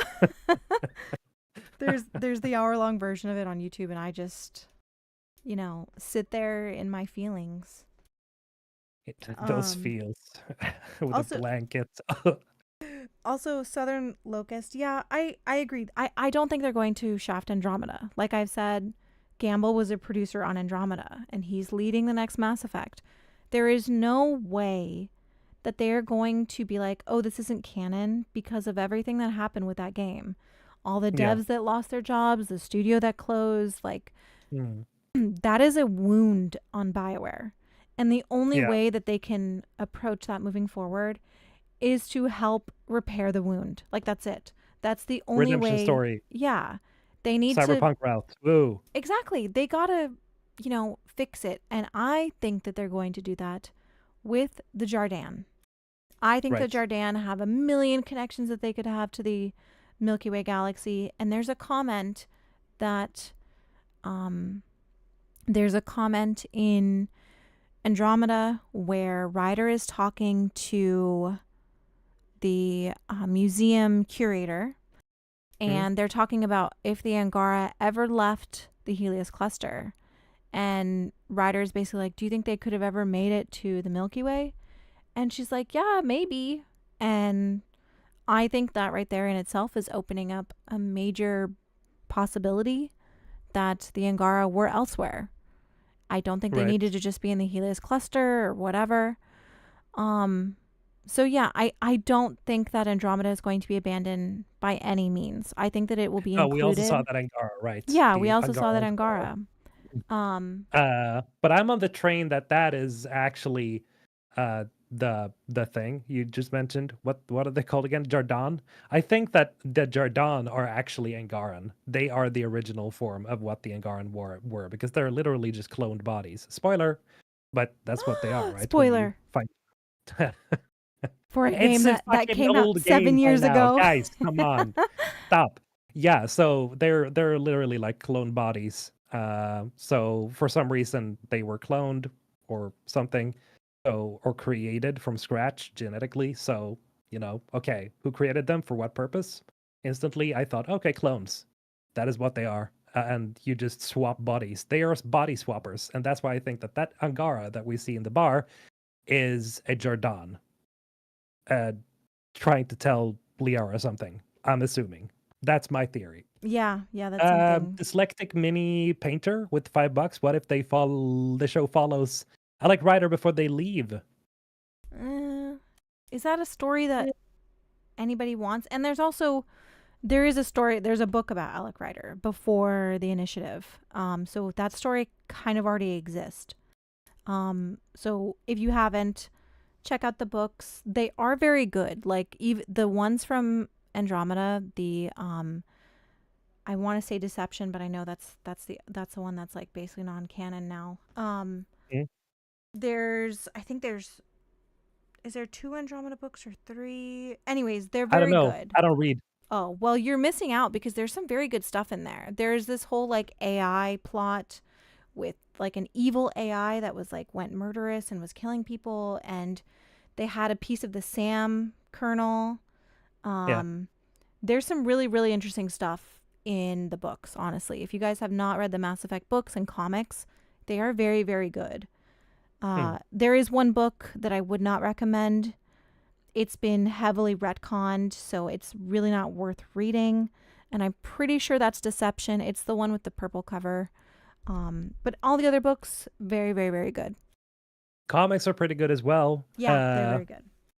The the only one that I've actually all just read from like back to back, that's Evolution, because I had such a crush on the Elusive Man, and I was like, damn, I want to know more about Jack. Those were Uh, good. yeah, I liked Evolution. I love the way that they fleshed out how the Reapers like got to people, especially like their role in the First Contact War. I was like, damn, I love me some Reaper lore. Give me more. Yeah, no, Um, those were really good. yeah, I liked Evolution. They did a really good. Did you read because there's a my favorite is the Arya comic that leads right up to Omega or to the Omega DLC. I think I've skimmed most of the comics. I don't think I've read all of them completely. Yeah, I really like that one. I mean, they're all very good. I want to see more of them, and I kind of wish that they were giving us some, but at the same time, I totally understand why they're not. Because any comic that they gave us right now would be like, ooh, what timeline is it from? What characters are in it? Like it would all be people would be Yeah. analyzing it for Mass Ooh, Effect 5. ooh, ooh. Yeah. I remember the good old days back in before Mass Effect 3 had released. Holy shit, the speculation bubble was huge for what was going to happen in the third game. I don't know why I thought of that just now, but with the way we were talking about like speculation and how we're all just speculating all the time, it just made me think back. I'm assuming it'll get crazy like that right before Mass Effect 5 comes out. Oh yeah, for sure. The I think like the year that Mass Effect 5 comes out is going to be like it's going to be completely like the gaming industry. I feel is just going to shift focus, and everybody is going to just look at the next Mass Effect and be like, okay, what's going to happen? Sort of like with what happened with God of War, especially with Ragnarok. Like the year leading up to Ragnarok's release, it was just insane. With regards to like theory videos, and people's discussion, it was just absolutely insane because you just want to know what's going to happen. Arlie Songbird said, "I bet no one guessed Star Child." um, Where? yeah, probably not. Star Child was Oh, do you I recently made a video talking about how I think the Star Child was lying and was manipulative. Do you think the Star Child was telling the truth, or do you think the Star Child was lying? Because I Uh, think that means a lot for the next game, because you have to think, if, you know, they have to continue from Mass Effect 3. I'm positive the next game is taking place after Mass Effect 3. Whether it's 600 years in the future or not has, been undetermined, but for sure we are finally seeing a story after Mass Effect 3, and they're going to have to address, was this little rat lying, or was he telling the truth? this little son of a bitch, I hate throw him that out the window. kid. Um, have you seen that meme where somebody or what where Shepard kicks him out or the window or something, Yeah. or just kicks him? It's Yeah, silly. It's hilarious. as soon as you said that, I thought of that. Yeah. Violence against children. Oh wow, demonetized. It's not a kid. It's YouTube. It's Yeah, it's it's we're an not, AI. yeah, it's a It's a fake fake, child. it's an AI pretending to be a child. But yeah. So I don't know. I'm inclined. I'm easily manipulated, and so I believe that Star Child. Uh, I don't think they would, because there were no plans for Mass Effect to continue after Mass Effect 3. I think even BioWare has confirmed that. And they had like ended the trilogy and that was it. And so I don't think they would have a reason um for the Star Child to be lying, because it's essentially a god. It's like an AI god, really, when you think about it. It's supposed to like represent God as an AI form in a way, which the Leviathan DLC kind of ruined, because then we found out, oh, okay, so it was like created like this, uh, just like the Geth were and stuff. But I don't think that it lied from the get-go, but I think they could turn it into that because we know that there is a sequel coming. So I could see it being a thing. I could see it being like a thing they introduce instead, and they sort of retcon it. But then it wouldn't necessarily be a retcon because the child would be lying. So yeah, I'm on board with that. They could definitely do that, but I don't think that was the intention from the get-go. See, here's Um, here's my thing. I don't think the Star Child was lying in like a black and white bold-faced lie. I think number 1, everything that he's saying is from the interpretation of an AI himself, that mm, he cannot understand anything more than his objective. And his main right, objective is self-preservation, right, because that's how I've always interpreted it. Because yeah, he's very clearly trying to persuade Shepard to picking synthesis. That is the right, only ending he does not give any negative like connotations with. He does not give any warning like he does with all the other endings. And that's mm, the ending that he tells you is basically inevitable. It's perfect. It's the true level of understanding. But I think where the lie comes in is that it's only that way because he only thinks like that because that's all he's allowed to think. He is the yeah, reason that the cycle continues and that the cycle can never end. Evolution has never been able to happen. There's mm, never been able to. And if you actually think about it, in the cycle that we were in, the synthetics never actually rebelled against the organics because it was the Quarians who shot right, first. So right, we could have been in a cycle where evolution was naturally going to take place, and he stopped it. So mm, he cannot understand anything more than that. So I think in a way he was lying because yeah. he doesn't know anything else. He But it, wasn't completely yeah, honest with his intentions. yeah, because I think at the end of the day, he wants to survive, and he even says, "You will replace me if you pick the control ending." He's like, "You will replace me, and I will be forced." Like he's basically saying, "I don't want to be replaced. I don't want to die." He's Mm, essentially saying that. So I think that they're going to have to address what he actually means. And yes, now several years later, the interpretation can be totally different. mm. Um, but yeah, that little rat has some explaining to do. Yeah, for sure. I wish we kind of could get the Star Child to come back in the next game just to knock some sense into him or something. I don't know. It just I've always wanted like to see what a conversation with a Reaper that's not controlled would be like. You know, Yeah. what would it actually be like to speak to a Reaper that's separate from the entire sort of Like a legion, you mean? yeah, this entire thing because according to that's the thing. Like, I love the Reapers as a villain, but I've always been like confused by them because we have Sovereign who says that they're each a nation and they're all individual. They're like big cities, really, when you think about it, and they think in a like a unison voice.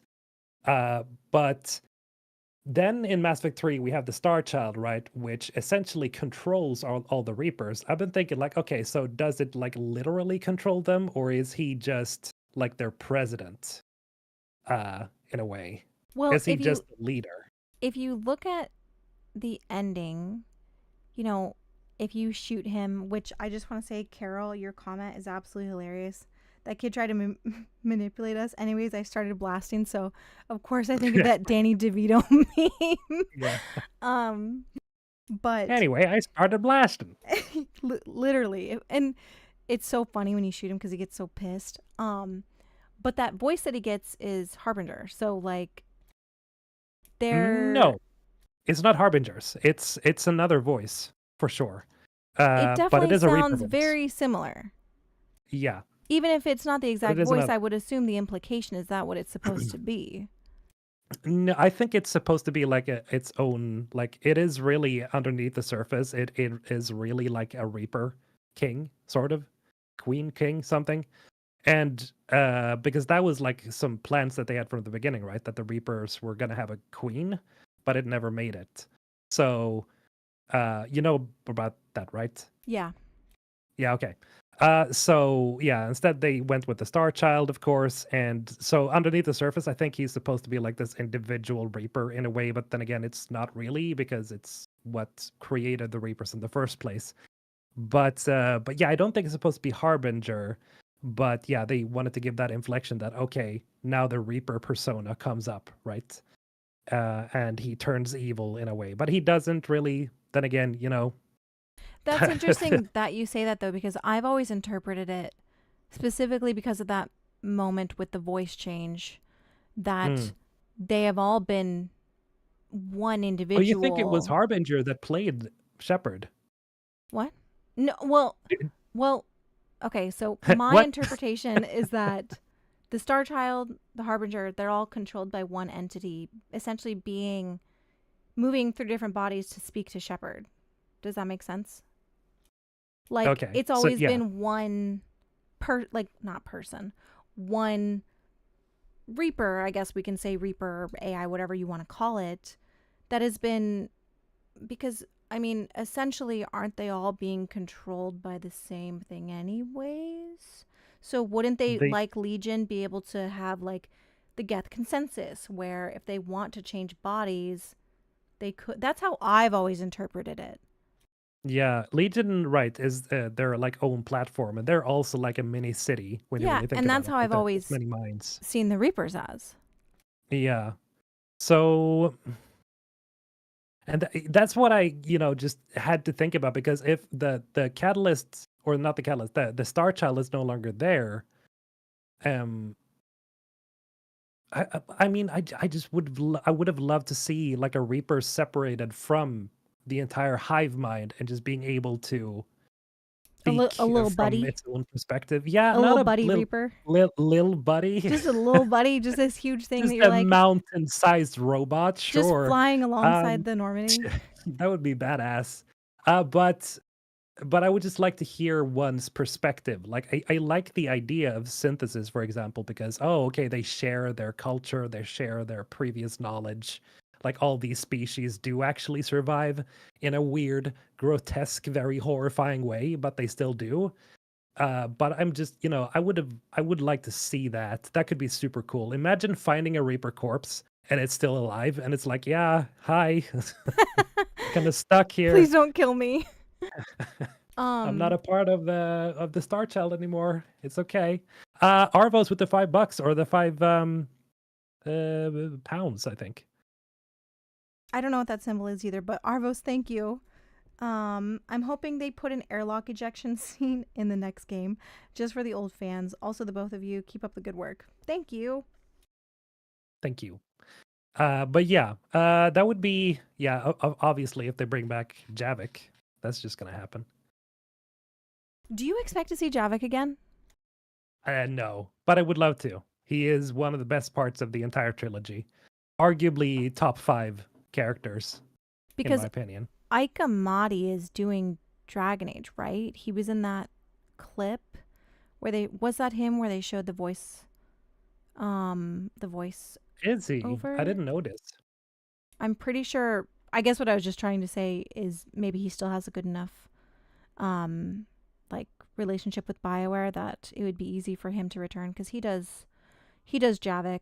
I would love to see Yeah, Javik return. yeah. Obviously he can have a very, you know, bad ending.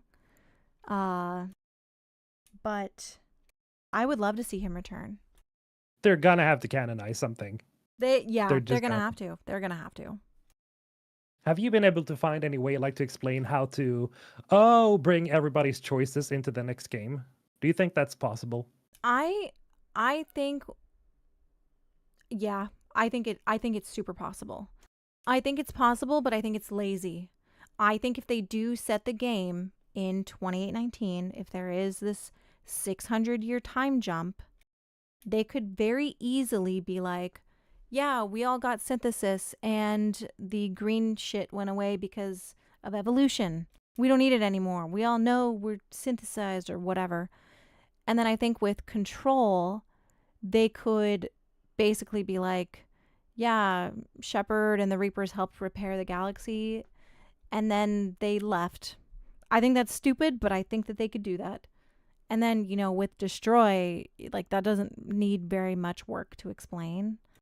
No. Um, and I don't think Reject will be even recognized because I think Reject is a non-ending. That's how I Yeah, see it. it's Yeah. it's absolutely not anywhere close to being like, it's just a fun thing because obviously Liara would be dead, so she's not Yeah. dead. Yeah. So It's not happening. Um, but I do think if they pushed it far enough in the future, they could basically say, you know, depending on what you chose as your ending, say if there's like the Mass Effect archives coming into play and you can say, hey, I made this choice.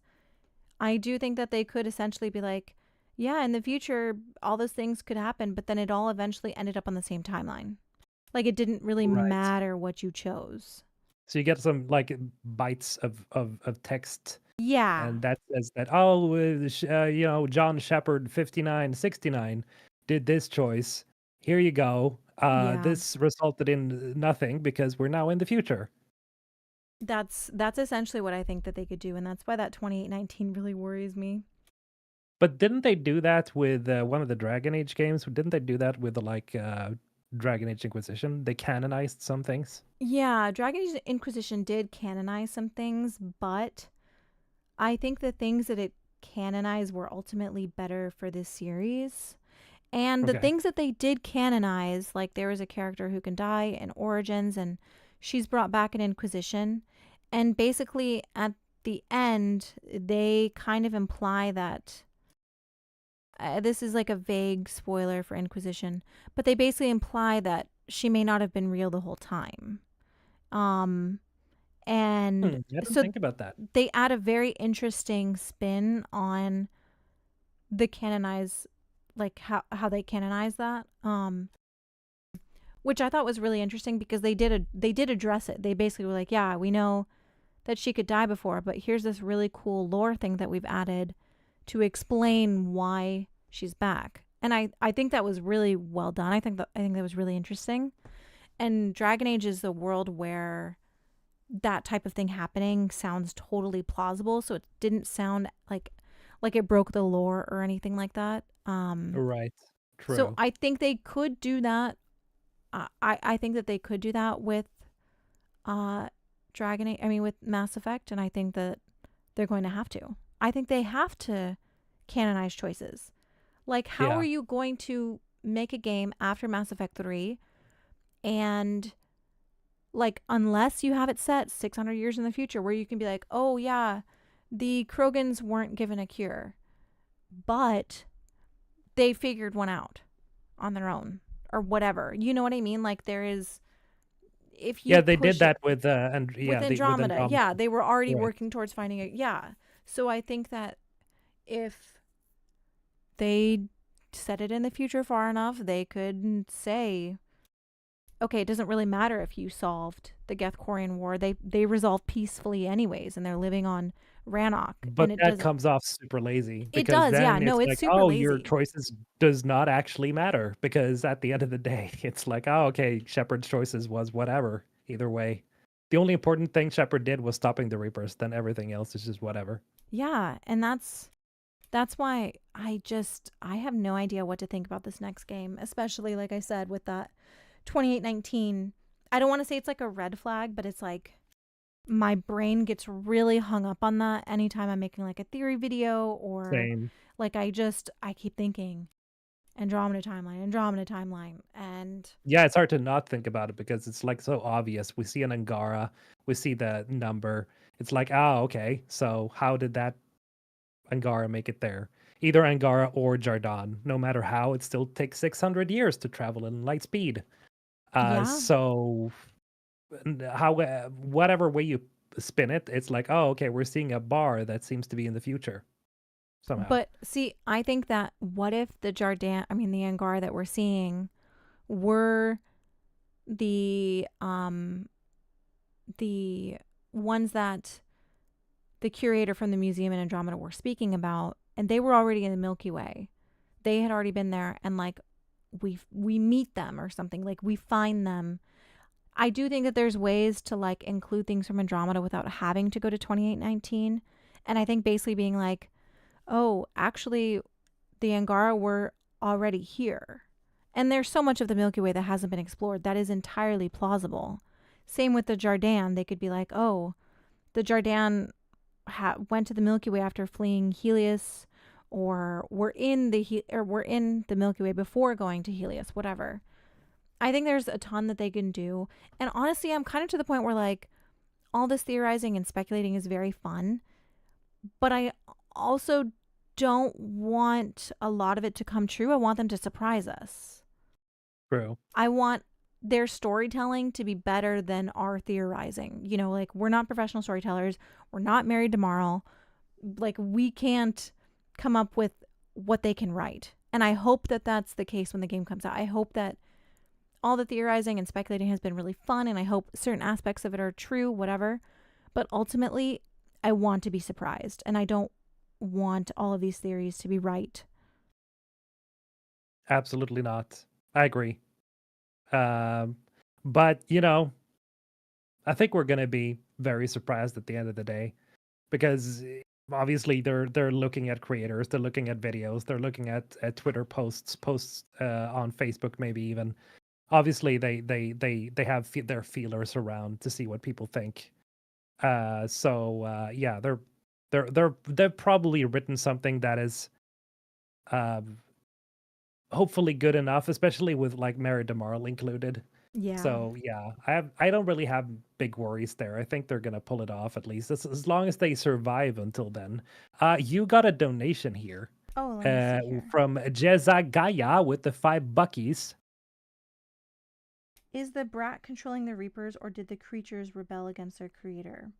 Food for thought. Yeah, no, I totally agree. That's what I think is so interesting about the Star Child is we know that yes, he was an AI that was created, but we've seen several AIs morph and change and care about self-preservation and their identity and whatever. So I think there's just so much that they could write there, but ultimately I don't expect too much of the endings to be explored, honestly, because there's just so many. They left so much of the endings up to fantasy versus sci-fi, and I Mm, think there's too many things there that they can't explain, so they won't. Um and they don't necessarily have to either. Like they don't have to go back and be like, okay, here's exactly how the Reapers work. Here's exactly how, whatever. Also, Yeah. I wanted to say Arlie Songbird. Um, that is a theory that I have in my Jardan video that the Spoilers. um, but basically that the virtual aliens Mm. could have been maybe the Jardan, Fuck, that because makes so much sense. well, yeah, because you have Why to did they think create the bodies? exactly the ancient aliens. Oh my god, no, the virtual aliens swapped consciousness with people on the Actually, Citadel, so it would be entirely plausible for them to move their consciousness to a Angara template since they're already that capable makes of doing sense. that. That makes so much So yeah, sense, that and was they've had my contact with the Milky Way galaxy yep. already, Mm-hmm. and then they arrive in Andromeda and settle there. Yeah, Damn, that's part of the theory that I've been working on. I that's think really that's cool. entirely I like that plausible. idea a lot. We haven't seen them, we've only like heard about them in the games, but it's still super cool. It's like one of those ideas. Wow, okay, that makes sense. Why would they create that with the Angara in the first place? Oh, obviously they need bodies, and then they left. Yeah, I think that would be really interesting, but there's a few holes in it. And again, when I finally release the video, I'll break that all down. But yeah, I think that's a really Just interesting release thing. it. Holes are fine. Well, I gotta, If anything, I mean, look at my channel. I managed to build a big audience, relatively big audience of people watching fairly frequently of theories that were full of holes, and people just kept poking full like holes of my theories in every video, but I still made them. And that's the thing, we're gone back to this whole thing about YouTube. I think it's just yeah, just release it. People well, will be fine. I gotta finish writing it. It's very long. Oh So yeah, shit. I gotta Right. finish the video. Yeah. Yeah, Um, it's just a theory. I noticed that as well, with like game theory. I was watching some of his older videos, and like some of the ideas he like brings forward are like very old. So I was like, dude, when he released some of these videos, it like had passed several years for some of these franchises, and it's like he's just obviously playing around. It's fun, it's content, it's engaging, but you don't necessarily have to have a theory that is pinpoint precise and that it has to make sense. It could just be a silly, funny nod, like the Conrad's but see, the my yeah. brain doesn't work that way. Oof. When I make a theory video, I connect all the dots. So I'm like 20 pages into my writing, and I've connected Goddamn. like as many I can't make small isolated theories because I just can't stop thinking about the other aspects that factor in, which Okay, on that's one hand my is a job good then. thing or a bad thing. I play around with ideas. You poke holes of my ideas. That's fine. We can do that instead. Also, what's Kristen with the Kristen $5, Lee? by the way. Yeah, thank you, Kristen. Let's see. Even if the story isn't focused on Shepard's story, I really hope to at least get voice lines from beloved companions. I want them to talk about Shepard. I fully expect that. I also really think that if this game takes place in the future and Shepard isn't around anymore, I expect to find Liara's capsule, her time capsule that she made of Shepard, which, they can expand upon what was put in there. There's voice lines, voice recordings, whatever. Um, and I fully expect to hear, at the very, very least, if we don't see cameos, if, all of our friends are gone and dead, I fully expect at least voice recordings of them. Like at the very, very, very, very, very least. True. But that also opens up another book, and that is people are gonna be like, oh, my favorite characters are dead. Yeah. Oh well. Yeah, And I they're know. gonna It lose would be like that really sad. connection. Yeah. That would suck. But I think it's still, it's they can still save it by, making a good enough story with the new characters that actually you fall in love with. So, you know, I, they could do that still and make it work even. But it's just a small worry I have when it comes to like bringing characters back and just having them as voice lines slightly. That's a danger zone a little bit for me. Yeah. But yeah, but it could work. It would still be cool because then you would like hear new lines from people who had recorded these lines, maybe. So I would be fine with that. At least I would be.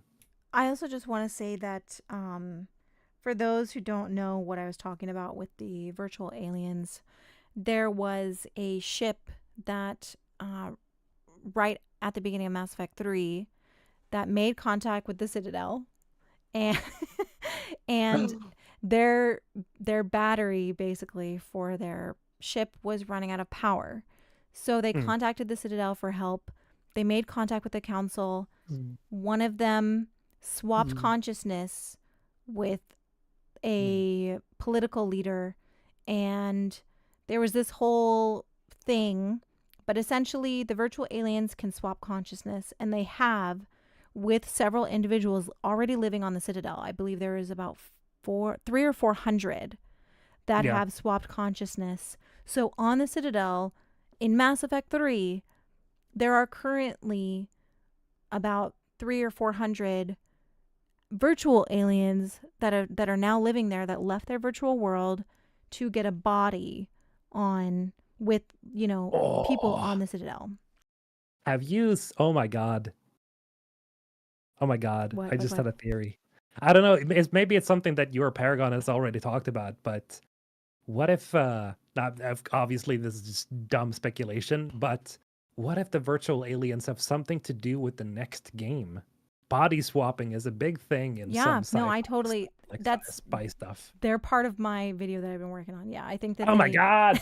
God damn it. I think they That would be so totally cool. could be. That consciousness Yeah, there's swapping, body snatchers, James Brown. they are body snatchers, True. yes. Imagine that being a big thing and that you have to figure out who has swapped bodies and you need to like maybe it's like some sort of conflict that's rising and it's something to do with these virtual aliens. Somehow they gain control of like political leaders and stuff. Oh my God. That's so cool. Yeah, there's a lot there. Like there's a very small storyline. It takes place over the course of a few Alliance News Network articles, but there's a good story there. I think it's one of the most interesting side stories that was established in Mass Effect alongside the Ralloy. Mm, Um but I think they would be stupid not to explore that because it connects with the Geth and the Angara and the Jardan, and it's a yeah. very good foundation that was already built in the previous games. I have a video about the aliens that we could see in the new uh, races that we could see in Mass Effect 5. If anybody wants to go watch that, I break down the entire virtual aliens plot that is in the game. But essentially, they also traded some of their technology and information with the council for the help. So Mm. the council they are in control. Also, I think the people that are here for my fence just got here. Give me 1 second. I'll be right back. But Oh no, you take gotta kick over. them out. Okay. Paragon.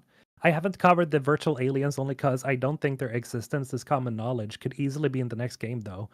If you mean like a common knowledge among fans, or do you mean like in universe? Because among fans, yeah, probably. There aren't many people who talk about them very often, but that's also because I think we don't see them. So it's like less of a plot point because we only like ever hear about them slightly.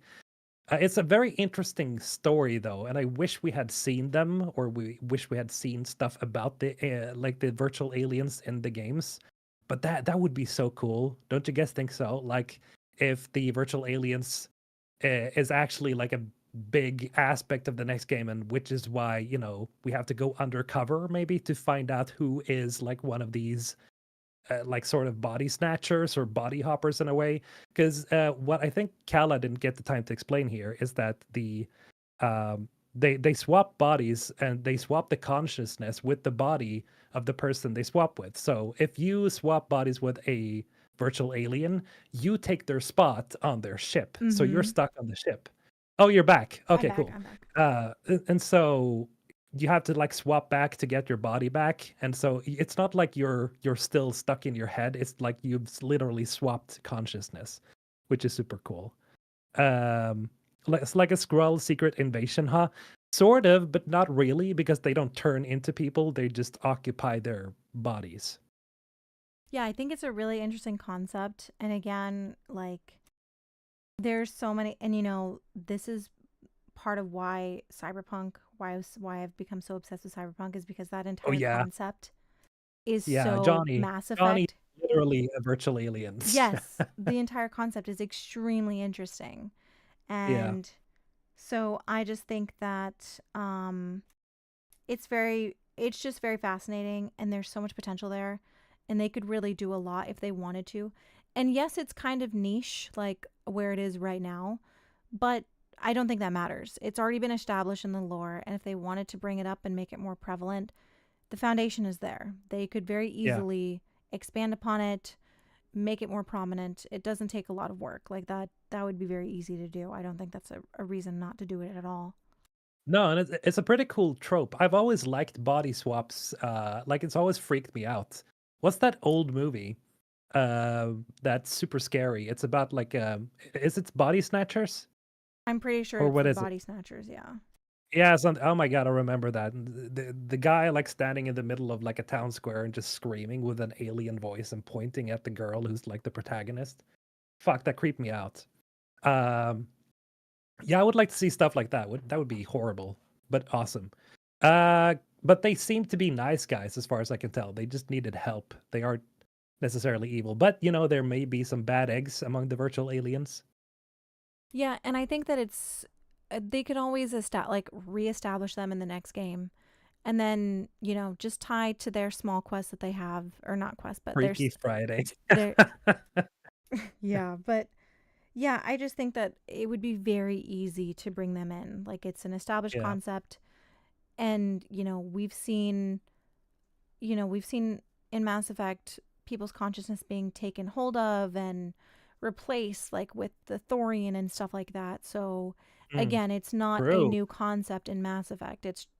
And I think if anything, doing something with the virtual aliens and then being like, "Oh, hey, the hardcore fans know about this," or it's something that we can build on, is the better way to bring something in instead of like creating something entirely new. You create something that has a connection to something that already exists, even if it is a smaller one. Yeah. So I would I really think like to that's a see them great idea. return. That's actually like a cool like idea from the get-go that I think they could work with. I don't think that's even like because sometimes when fans like suggest things, they just don't make much sense. I can speak for some of those theories myself that I've made. But some of them are genuinely good ideas when you really think about them, and I think yeah, the virtual aliens are one of them. Somebody said. Oh no, my indoctrinated wife has been body snatched by a VI virtual alien replicant and our wedding's tomorrow. Oh no. I mean, you do have to really think about like how interesting it is that there is currently about 400, I'm pretty sure it's 400, um individuals who were once living in a virtual world for who knows how long Mm, and chose to leave. I mean, mm, that in itself I think is just so fascinating. yeah. So yeah, I would really like to see that, and they have to bring the Ralloway back. They have to bring the Ralloway in.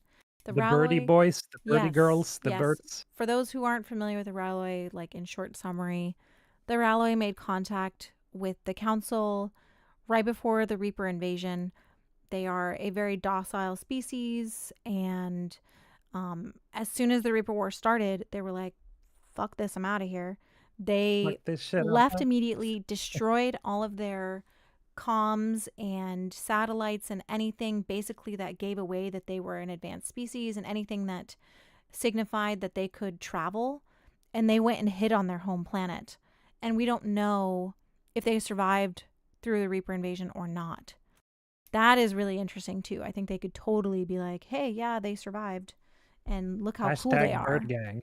Yeah. Yeah, I really want to see the Ralloy as well. I've seen some concept art pieces of the Ralloy, and they're all pretty interesting. Like I'm trying to imagine like a bird species. I mean, I guess the Turians are sort of bird-like a little bit, but they're mostly reptiles, in my opinion.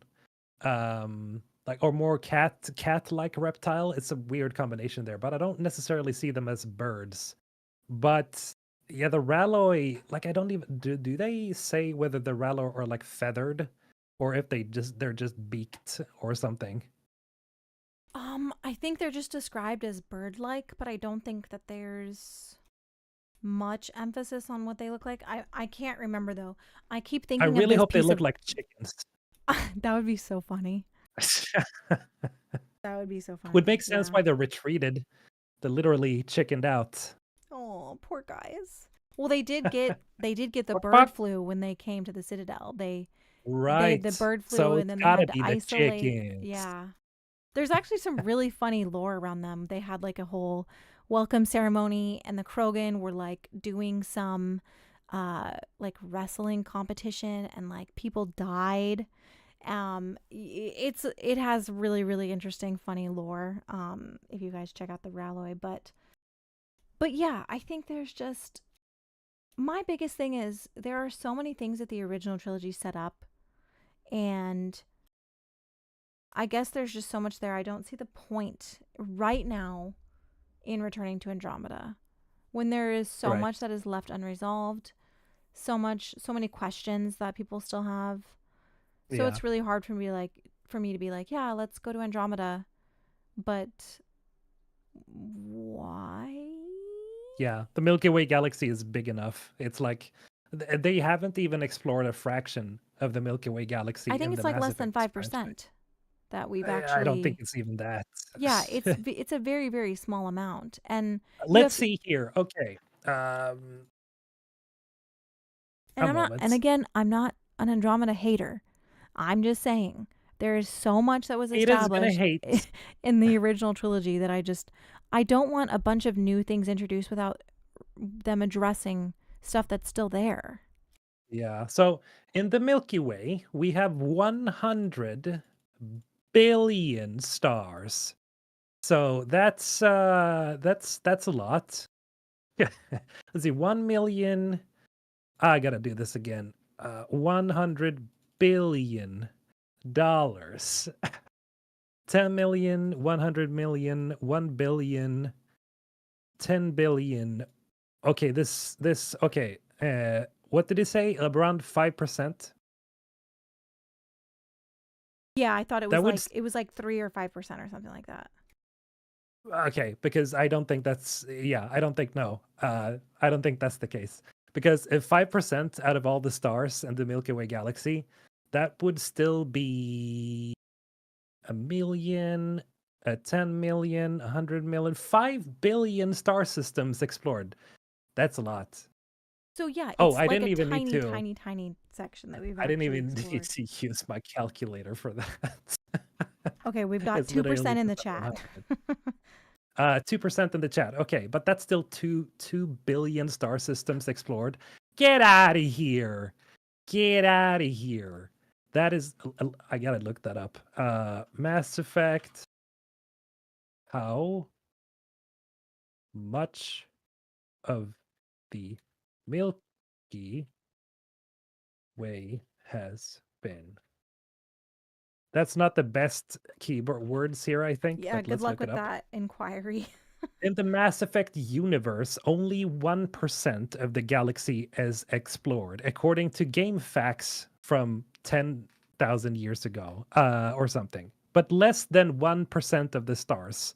So even if it was 1%, that would still be 1 billion stars that they've explored in the Mass Effect franchise. I don't believe that's no, that can't be true. So I would say it's probably a fraction of a percent because I think we have most stars really on the galaxy map, right? That are like occupied. My maybe? Maybe, I'm not. but I sincerely doubt that they would have explored 5 billion stars Yeah, or there's one no way. billion. This isn't Starfield. Just kidding. Yeah, Just no. kidding. So I think it's more closer to maybe a couple of 100,000 star systems that they've gone to in Mass Effect, but that is a fraction of a fraction of what the stars are in the Milky Way. So the Milky Way is huge, guys. Like the Mass Effect franchise doesn't even cover like even if it was 5%, that is still tiny Yeah. even if it was 5 billion stars that they had like explored. And you have to think about So, all the other races that were being wiped out by the Reapers and mm, like, the ones that were left to survive. mm, It would be really interesting to hear about other races' experience with the Reapers, whatever, for the ones that actually were left to not be harvested. I just think that there's so much potential in the Milky Way galaxy. And I don't, there's no I, need to go I, to Andromeda at yeah, I all. don't think that there's right now, with the return to the franchise, with the return to the series, with the, um, you know, rebirth of the games, I guess you could say, after Andromeda, I know that they're going to go to the Milky Way galaxy. Like everything that we've been shown so far, the Ilium, Omega, what looked like the Purgatory Bar, like these are very Milky Way looking aesthetics that we're Oh seeing. yeah, I know yeah, we're going back to the Milky Way. We have to.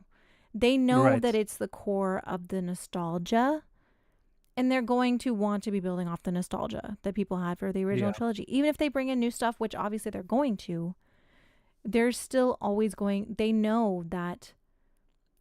Oh, and I hate talking about Andromeda sometimes because people get really offended, but I never mean for it to don't be intent. be, Like I don't want people to be don't, upset when I try to like objectively talk about Andromeda. It was objectively not well received.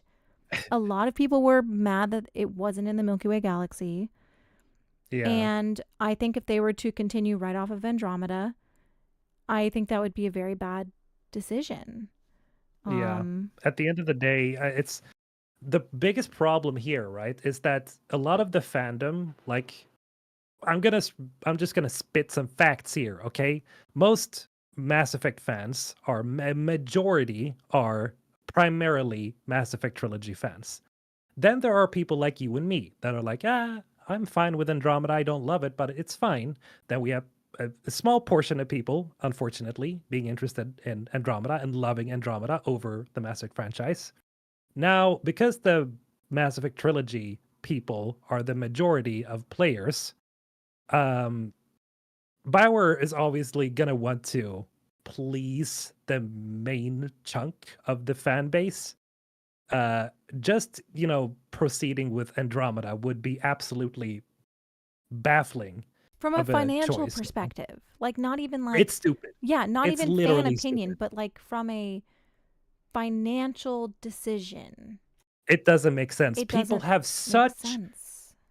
such sour tastes in their mouths ever since. I don't know what the saying is in English, but it's like people are still salty about Andromeda. Like the majority of people who played Andromeda and saw Andromeda still hate it to this day. So it's like, okay, you're shooting yourself in the foot if you do this again, and Yeah, I don't I they're don't not think gonna EA do it would let again. them do it either. Yeah, no, absolutely not. That And would be absolutely stupid.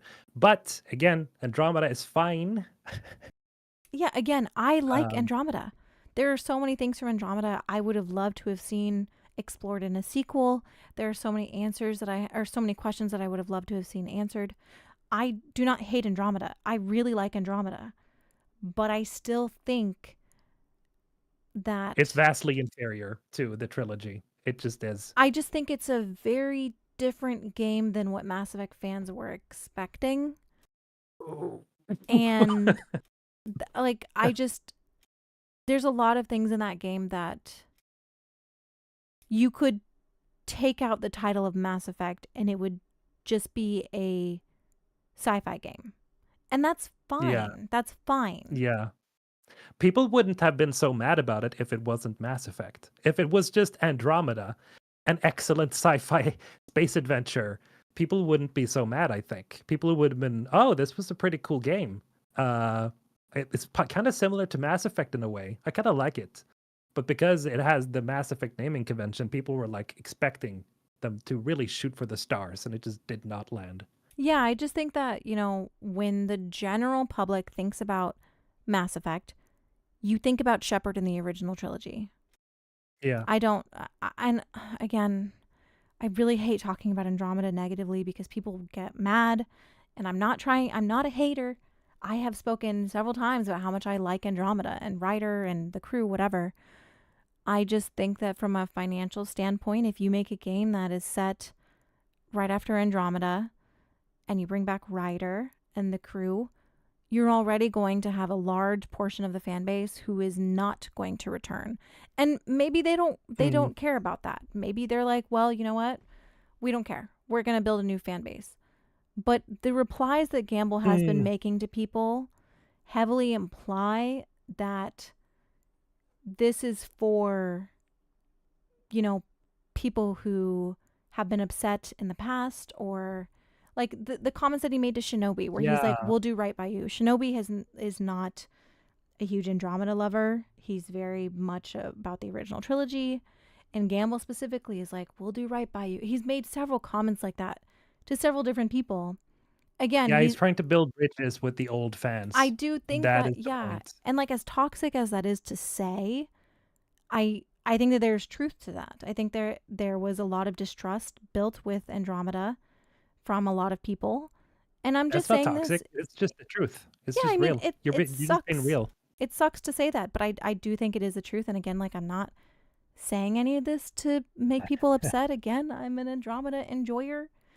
I just think that returning to the original trilogy is the right move for the reintroduction into the franchise. And financially, I think it makes more sense, especially like we were talking about. If you look at the gear Hmm. store, it is all original trilogy merch. You're not going to find Andromeda stuff because they know that the original trilogy brings in money Yeah. more than Andromeda. I mean, it's just a It's fact. obvious to most people. That's the thing. I don't think you really need to explain it though, because I think I do as well though. Like as soon as I start talking about Andromeda, I'm like, oh, okay, guys, I'm on the fence here. Be careful. Okay, I know people I just don't get hate the so game, mad on both sides but too. you kind of have to shit on it a bit because it's just so funny. I mean, even Michael fucking joked about it on N7 Day. He was like, "Yeah, our faces are tired," and I couldn't stop laughing because it's just, oh yes, he relatable humor. Yeah, You know, they they are know. owning it. They're owning it. It's like, okay, guys, fans of Andromeda, just own up to it. Come on, guys. It's It's my face is tired is iconic right it now in the game. yeah. It's solidified Mass Effect humor to the max, and I just think that it's just better to own up to it and stop trying to defend it as much because it is an inferior product. That's just how it is. There are good elements in it that I've even gone over in two is it worth it videos now. Even Dan, fucking Big Dan Gaming, who is like one of the more brutal YouTubers nowadays, he himself says that yeah, there are things about Andromeda that are enjoyable. So I mean, even somebody who is as kind of what do you call it, does not mince his words very much. Yeah, he does not hold back. Yeah, it's just the And he fact of the matter that even he it said does people have. should play it. Like people should play it. Yeah, Get it on for sale, sure. play it. And Yeah, that's the stance that I have too. Like if you can find it on it's sale, play it. It is a good game. It it's I think it's a better game when you kind of remove it from what your expectations are after finishing the original trilogy. But yeah. I think it's a good game, and again, it is canon and it is going to be connected to the next game. Also, I'll be right back. Okay, bye bye. Musa Stone with the $2. Thank you. Won't there be a huge Krogan pop in the next Emmy? Krogan pop? What do you mean? Do you mean as in pop music, or you mean a pop? Oh, you mean a pop figurine? Is that what you're talking about? Sorry, Paragon, missed your message there. I was surprised to see that ME2 sold the same amount as Andromeda. I think it's valid to like a game, but understand it isn't representative of the franchise. True, true. I totally agree with Mr. Holton. I know all of you guys are agreeing with me. Obviously, obviously, you're agreeing with Kala here. There's no disagreements. We're all on the same board here. Nobody's mad. Nobody's angry. I'm not going to get sent any angry messages or emails after this. Of course not. We're all on the same page here. The Mass Effect trilogy is it's the It's the best one. Let's just, we all know that. Population, what are we talking about? Population? Oh, population. Sorry. Oh, population. I'm so stupid. See, I'm Swedish. You calm down, guys. You can't hold me to this. Okay. Won't there be a huge Krogan population? Probably. Yes, very much. There's going to be Krogan babies everywhere, or just Krogan everywhere, depending on what time period it's set. Of course, if it's like in the future, there's going to be like just Krogan everywhere. There's not going to be place for any other alien. It's just going to be Krogans. I don't have a problem with Andromeda. I have fun playing it. Yeah, it's fun. It's fun combat. One thing I do enjoy with Andromeda that I kind of want them to bring back is, aside from the combat, I think the vaults are pretty fucking majestic, guys. Come on. Like, the Frostbite engine sucks, but it's really cool with environments. Like, it does make some really, really, really great environments. And I would love to see stuff like the vaults come back, because those places were impressive as all hell. I'd like to see that.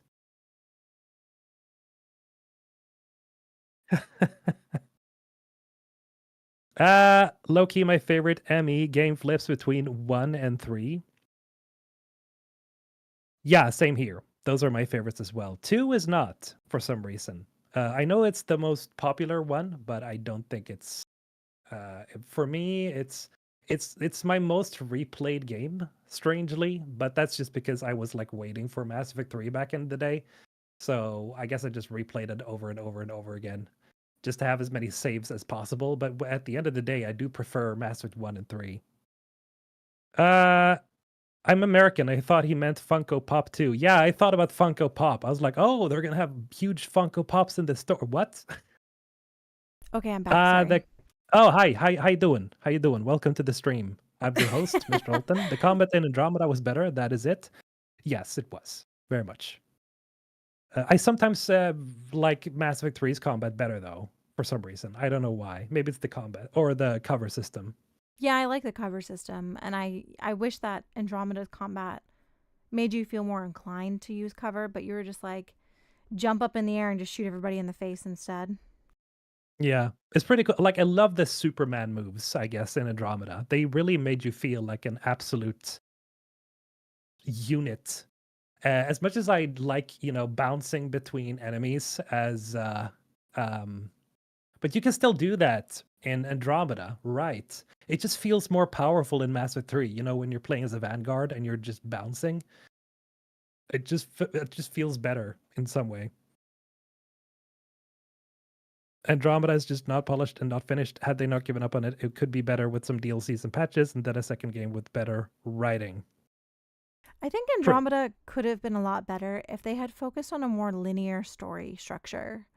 I Yeah. think the open world, while aspects of it were interesting, Andromeda suffers from the same thing that Dragon Age Inquisition suffers from, and that is bloat. There is just Yeah. a lot of content that is just there for the sake of, not quality, but, numbers. I Getting mean, as it's much just time stuff. out of Yeah. the players as possible. Like with Final Fantasy VII Rebirth, I I've heard love the the side quests are story, bad. but the fucking bloat is so horrible.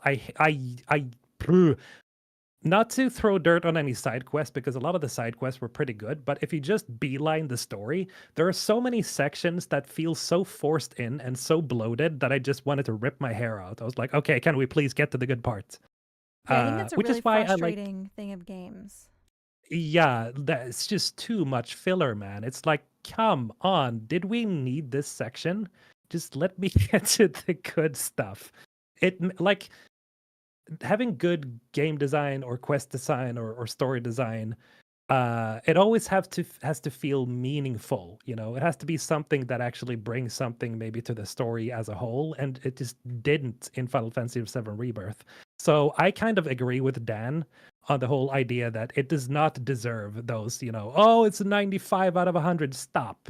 It's not that good. It's okay, I but think man, Cyberpunk has some amazing side quests. Cyberpunk does the Oh my good way. god. Yeah, Like, those most side of the stuff quests is engaging. so good. And I don't want to ignore side quest.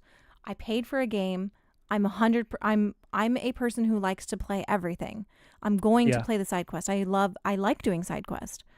So I'm yeah, not going to ignore side quest. I want to do the content, but I want to feel like there is intent behind it, and I want to feel mm, like there's a reason, and you know, like there is incentive to do it. And yeah, Cyberpunk's side quest, I've been really surprised at how much depth and how much new stuff they have in Cyberpunk.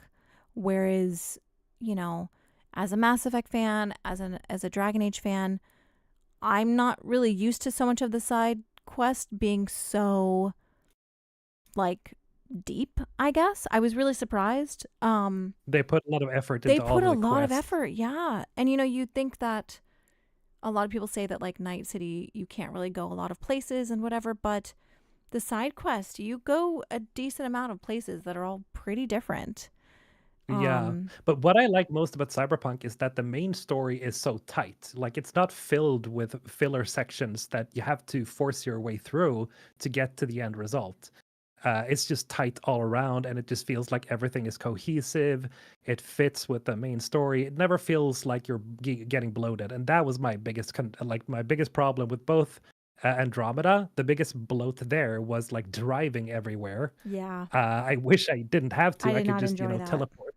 That sucked, and it's the same thing with Rebirth, Final Fantasy VII Rebirth, is that it's not a problem with the side quests because those are pretty good. It's the fact that the main story is bloated with shit sections that I don't want to do. I just want to go to the next parts that feels like it fits the story, but you have to force yourself through these stupid puzzles that just does not feel like they, give you anything.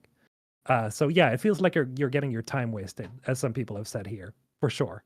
Um, Hilton, were you screaming at the gold saucer minigames? True, trying to beeline it to the end. Yes, I was so sick of all the.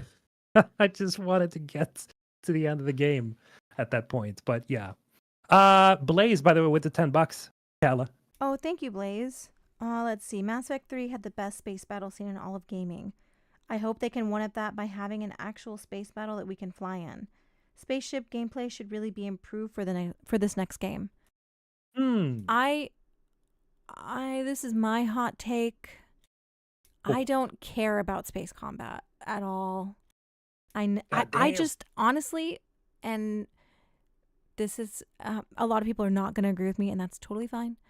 Combat to me in a game is just an obstacle.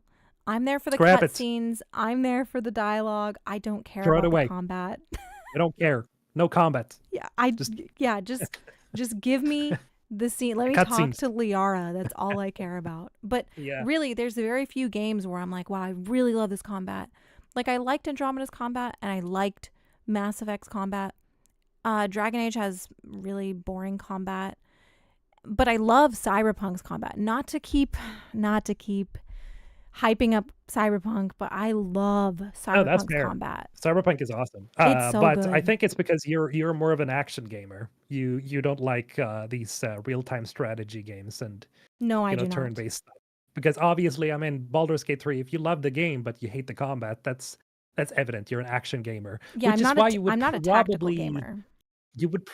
like Stellar Blade. I'm telling you would probably I'm like it. sorry, but you could not get me to touch that game with a 10-foot pole right now. I know it looks Okay, fun. That is not my type of game.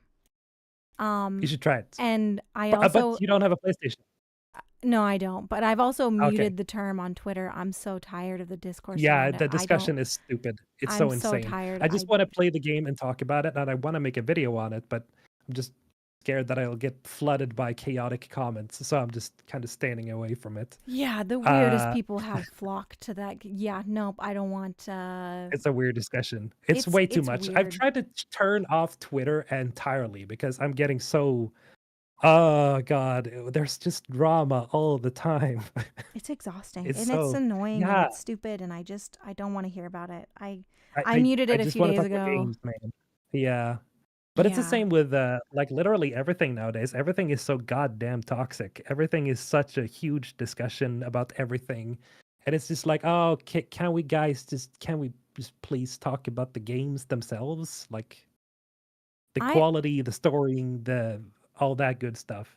I'm to the point where, like, I think when Dreadwolf comes out, I think I'm going to private my Twitter and just try and stay in my own bubble because I don't want to hear about I'm this the stupid close on things. deleting my Twitter Yeah, because I don't blame you. the only reason I have a Twitter right now is to talk to you, to Dan, to various other creators. It's to watch for any news surrounding Mass Effect. If Michael, for some reason, makes some vague tweet, I want to be able to make a video on it. And, you know, if I don't have a Twitter, I'm not going to be notified about it. So that's the only reason I still have it. Yeah, that's fair. I use Twitter a lot, unfortunately. I wish I Yeah, didn't. because you have art and stuff, so Yeah. obviously you have to have a platform. The thing is, I don't make anything because I'm a useless human, but I don't really make anything like that. The only income I have is on YouTube, and so like I barely engage on Twitter either. I just write stupid, oh look at what I found on the ground today, like stupid stuff. So yeah, Twitter I'm has so been sick of it. Twitter has been good for networking for me. Yeah, Um I've met some very cool people and I'm planning some more streams with some new people as well, and like it has its uses, but majority of the time I'm just so tired reading it. yeah, It's you gotta shut it off. exhausting. Yeah, it's annoying. And you know, I will say though that sometimes YouTube comments can be even worse. The amount of comments that I have to delete lately, I'm going to rip out my hair. I'm going to rip out my hair. Yeah, People are so annoying. you should I'm never so feel tired. bad about banning people. Oh my That's god, the I thing. ban everybody. No, I ban everybody. People slightly annoy me. Banned. Yeah. And Guys, here's the thing, right? And I'm gonna try to be fair to people who, maybe somebody is in a bad mood that day, and maybe something happened, or maybe just leave a comment that's just slightly, provocative or some way, uh, just annoys me in some way, or if it's like a small personal insult just to mess with me, I might ban you. If I get slightly annoyed, you're out. And I might unban you, but that's the thing, it depends because you don't really want to read shitty comments because that's going to ruin your day. So it's fine, Kala. If you feel like you need to ban people, that's just, oh, yeah, I have no that's fine. hesitations. People will be like, and this is the comment that I get the most, and this is probably going to make some people mad, but this is the Yeah. comment that pisses me off the most because I get it every time. And people will be Commander like, Shepard is a man. no, no, no, no, no. I actually don't get a lot of those. No. Okay. People will be like, actually, it's Mass Effect 4, and Mass Effect Yeah. Andromeda is not Mass Effect 4, and it's not a real game in the mainline series. And Should do you're more stupid voices. and you're That's spreading the thing. misinformation. People say that all the time, and I don't care if No people call it way. Mass Effect 4. I don't. I don't. I really don't care. I Has care. somebody said that you're spreading Yes, I misinformation? took a screenshot. I'll have to show you. Um, but You're kidding. I'm so serious. I got so irritated. And I get those all the time. People are so mad about it. And I don't care if people call it Mass Effect 4. That's fine. But It's when not going you to be come either. into It's going to my be comments to tell right. me that I'm an idiot because I'm Mm, using the same naming convention as BioWare, you're banned. Goodbye.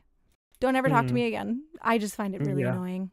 And Yeah. I get those comments almost daily. I'm not even Yeah. kidding. And it's such a Um, stupid thing to argue about. actually, Literally, literally. And I'm like, okay, well, you're going to talk to the void now. yeah. It's unfortunate because some people that I've engaged with, and most of my viewers or my community are like good eggs. I know basically most of them. Well, we don't really know each other, but I know their names. I know who they are, sort of. But there has been cases where there have been viewers that I kind of, I recognize that name that I've had to ban because suddenly they turn hostile, just like that. It's like, wait, what? What happened to you? Why are you so angry all of a I've sudden? had that So too. Yeah. that unfortunately happens. So that's the thing. People have bad days, but that's not my responsibility. Like I try to be nice. I try to be accepting. Fuck, I'm Swedish. I'm supposed to be one of the most accepting people in the world. But there is a degree to which I respond to disrespect with just, okay, Swift Banhammer, I liked you, but you're out. That is just no.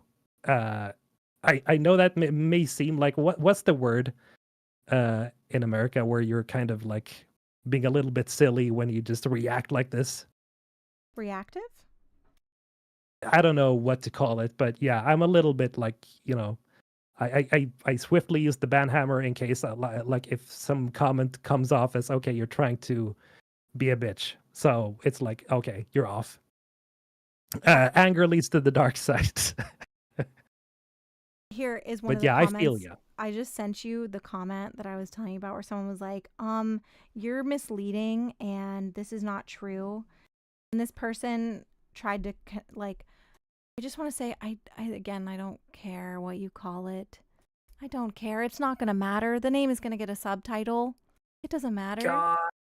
It's like one of those, oh, that's clickbait. How? Right? What? So, and it's funny because in the video, this is the video where I talk about the connections to Mass Effect 1, and I literally show the SFX 5, which translates to Mass Effect 5.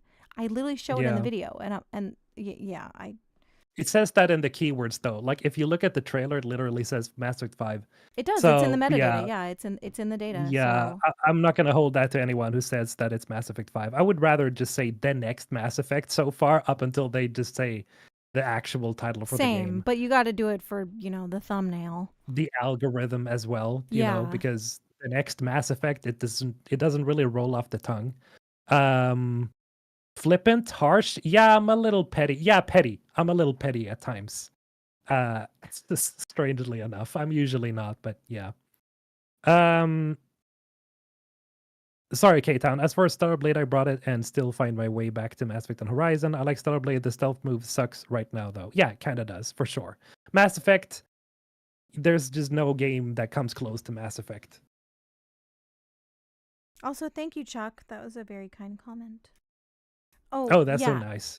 Josh, yes, that is what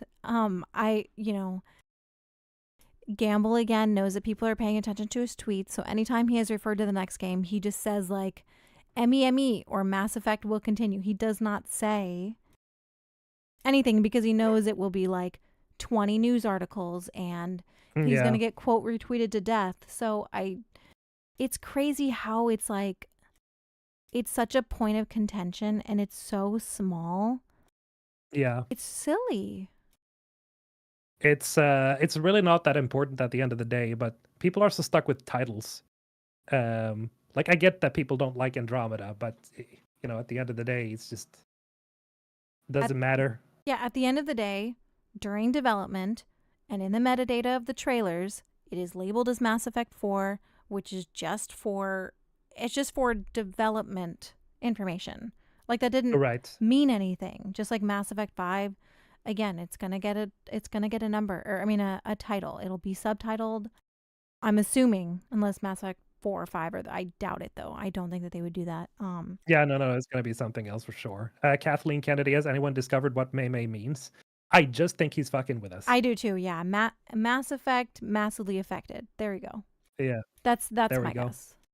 Yeah, massively affected Mass Effect.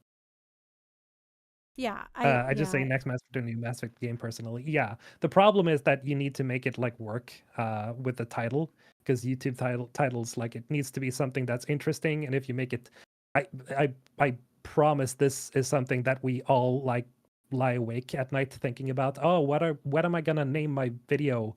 It's gonna be short. It can't be too long. It needs to roll off the tongue. It needs to be snappy, because that it's gonna affect how many views you get at the end of the day. Yep, gotta play the game. The YouTube game. During development, many games also have just project names and nothing more. Yeah. What's Mass Effect's project name? Haven't they said that? It is Bowie. Bowie. Yeah, Bowie. That's such a interesting naming convention, naming your games after singers. Yeah. I'm sure there's got to be more to the reasoning behind it too. Theory time. Bowie. Does that mean the greatest singer of all time? Are they saying that the next Mass Effect is going to be the greatest game of all time? What do you think? It has to be. Sorry, they're hammering in the back. Can you hear that? No, I can't hear anything. Okay, good. Are they hammering? Yeah, they're taking down my old fence. Oh, right. Yeah, true. I forgot. What other games did we have that they named? What was Andromeda? Oh, I don't know the project name for Andromeda. Let's see. I just know Bowie. Mass Effect Andromeda project name. It doesn't say. Interesting.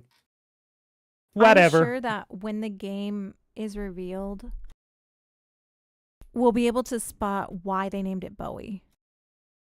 Like You think that. so? Yeah, I think there will have to be.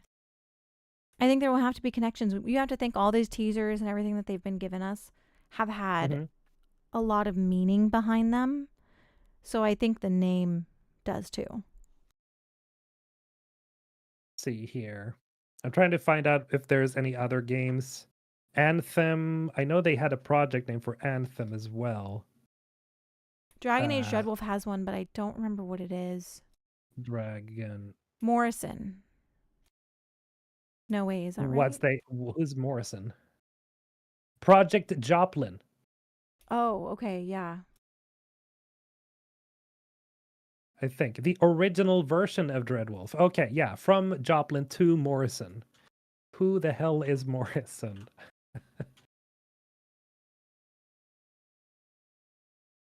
Is that Jim Morrison? Yeah. Mm-hmm. Who is that? The Doors. Ah, I see. Well, I would say Bowie is a bigger one if you compare it. I had no idea who Jim Morrison was, but I know who Bowie was. Automatically, that makes me think, oh, the next Mass Effect is going to be their next big thing. It's going to be everything. It's going to be the biggest. Yeah, I mean, yeah, Bowie was, I mean, his career was all about like reinvention, I guess. Like it was about it changed everything, I guess. Interesting. So, yeah, I mean, maybe it's a reference to Shepard, maybe it's a reference to just what they want with the new game. They're I going to don't change know. everything. Hmm. We'll Hmm. see what Morrison means to Dreadwolf. True. True. Then I can't speak on Morrison because as I said, I've never heard. Well, I've heard the Doors, but I was like, okay, who the hell is this? I Also, I don't know want to anything say about him. K-Town asked, Kayla and Mr. H, from what you've seen, do you think Exodus will be better than Mass Effect? I Ooh. I want to say number 1, I am so excited for Exodus, Mm-hmm. but I don't know how much I'm vibing with the aesthetics. I think it's something I need to see more of. It looks a little weird.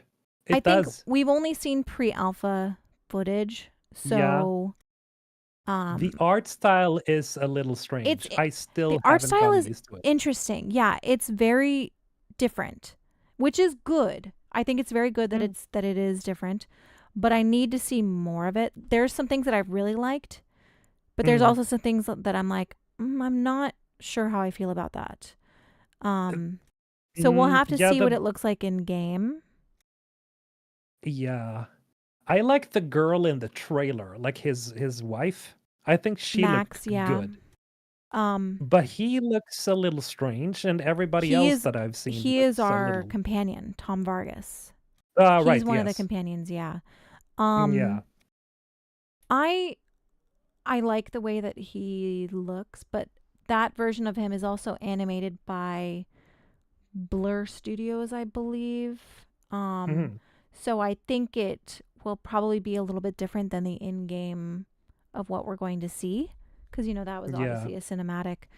Um, so I think at this point we haven't really seen a character with animated facial animations. We haven't seen there's a lot that we haven't seen because obviously we've only seen that small pre-alpha Yeah, we've barely seen footage. any Yeah. So I think game with stuff. Exodus though, but I do want to say that I think Exodus has the potential to be unique. I think Yeah. that their addition, and maybe I'm just biased because I'm very excited, but their awakened animals that they said will be in the game, where you like one of their awakened animals that they use in the stories is there's a pig that you can like talk to, and she bites people's hands off because she's been genetically altered for combat. Hmm. And there's an octopus who's a med tech and a ship repairman, and there's like a raccoon who's also working on the ship. So there's, I think that, and the game has, so they have, humans, the alien species, the awakened animals, the changelings, AI, and robots. So I Mm. think that, Mass Effect is humans and aliens, Yeah. whereas it seems like we're getting a lot more diversity with what we can expect to see in Exodus if they can do all of that. If they can show all of that, like they're saying, I think the game could be massive. I think it could be really, really, really big, Yeah. especially at a time when everybody wants Mass Effect 5. It's coming Yeah. at the perfect time. I mean, if it comes out soon, obviously we don't know when the game is going to be released. I'm expecting sometime next year. Yeah. Um, That would make sense with what they've shown so far, I yeah, and think, there's with 3 the studios entire working on marketing thing it. as well. Yeah. So, but I do think I think it has major potential. And there is Drew Karpyshyn, who's the, lead writer, Adrian Yeah. Tchaikovsky, and Peter Hamilton, which are some of the Mm. most well-known sci-fi writers. So I think the world in itself is going to be extremely well made. Yeah. So even For if they're sure. like, even if I don't necessarily love the aesthetics, I Yeah. think that there's going to be enough to love that it maybe might not matter. We'll see But though. I think it's important that you say that though, because it seems like they've taken a liking to you at least. Because they do post. Didn't they post your videos on the official Discord? Yeah, yeah. They Yeah, do. So I they think knew that who you are, that was a and I think it's important. fan created Discord though. Oh, okay, cool. Some devs are there, but it is Yeah, a fan made Discord. yeah. Just to But clarify. but they still contacted you. Yeah. So it's good that you mentioned that with the art style because I'm not completely sold on that either. And I think uh I don't know if they've noticed it already, but I've seen other people say it as well that it looks a little odd. Like the proportions of their like faces and their bodies look a little strange. So I guess you could say it like it looks a little bit like a budget or like a double A game. It doesn't necessarily look like one of these huge triple A games. So I guess that is like the only thing that kind of keeps me from being, oh yeah, I'm fully on board with this because the art style is throwing me a bit off. I'm not entirely 100% with the entire, super expressive eyes that they have. It seems like their eyes are huge as well, right? Yeah, but I think that was in the animation because from what we've seen of the actual characters, they don't seem to have that. The Yeah. character that they did reveal, Elise Charoux, I love her face. I think her face is gorgeous. Like I genuinely think her face is gorgeous. I'm not a fan of her hair, but her face is gorgeous. Like she's very, very pretty. And Is that the girl who's in the mech? yeah, and Let's see. the images that they have of her seem to be rendered like in-game renders, and her face is very pretty. I really like the way that she looks. She looks kind of like Judy. Yeah, yeah, I can see that. Yeah. So I love the way that she looks and her face. I love her face. So I think if they Nah, all look similar, I think that I think we don't have anything to worry about. okay. Well, I guess it's just there's something with the trailer. I think it just kind of threw me I off think with it's the how trailer. it looked. Yeah, I think it's the trailer, but if you look at the little bit of gameplay that there is, Mm, uh they don't look exactly like that. They look slightly different. no, right. And then it's alpha as well, so we'll have to see, what it looks like in the future. Yeah. But I guess that's my only worry. Otherwise, I'm absolutely loving the aesthetic and the world building. That is the big one that they've Yeah. so far succeeded with or It brought me looks in for. really good. The first book comes out in September, The Archimedes Engine. I'm very excited to read that. I'll And probably read that as well because I just have to. yeah, it's like the first introduction into the world of Exodus, and they've Yeah. really built up the lore. So I'm really excited, and I think we're seeing the rise in like sci-fi RPGs. We've got this. We've got humanoid as well, which Mac I love. Walters, What's that? Mac Walters, but that's not necessarily an RPG, right? Mac Walters, yeah, he says it's not. He wants it to more be linear, like The Last of Us. Yeah, But I love humanoids aesthetics. yeah, Everything about that game, I love every piece of artwork that they've shared, and so that one I'm really excited to learn more about. But yeah, we'll see. We'll see with Exodus. There's some stuff that I really like, and there's some stuff. Well, it's mainly the aesthetics that I'm not like 100. I'm like 80% sold, but I need to see more of it. yeah.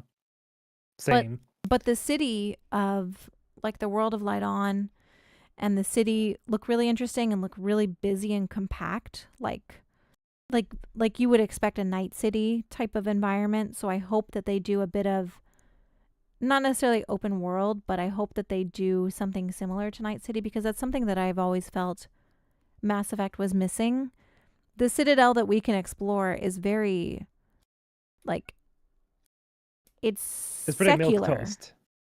What's that? Yeah, it's pretty milk toast. It's pretty vanilla. Yeah, there's not really a ton that we can explore. There's really not a ton of places we can go. The place Same that with the Omega. Omega's pretty cool, but it's basically just rocks and then metal doors. yeah, and there's like there's not a lot of people hanging around that you would expect to be. Mm, So yeah, I think playing after playing Cyberpunk, after being in Night City, I think I just want more world immersion that is like it yeah, feels lived in. yeah, for sure. That is something I want to see as well. I mean, look at they're using the Unreal Engine 5, so like they literally have to.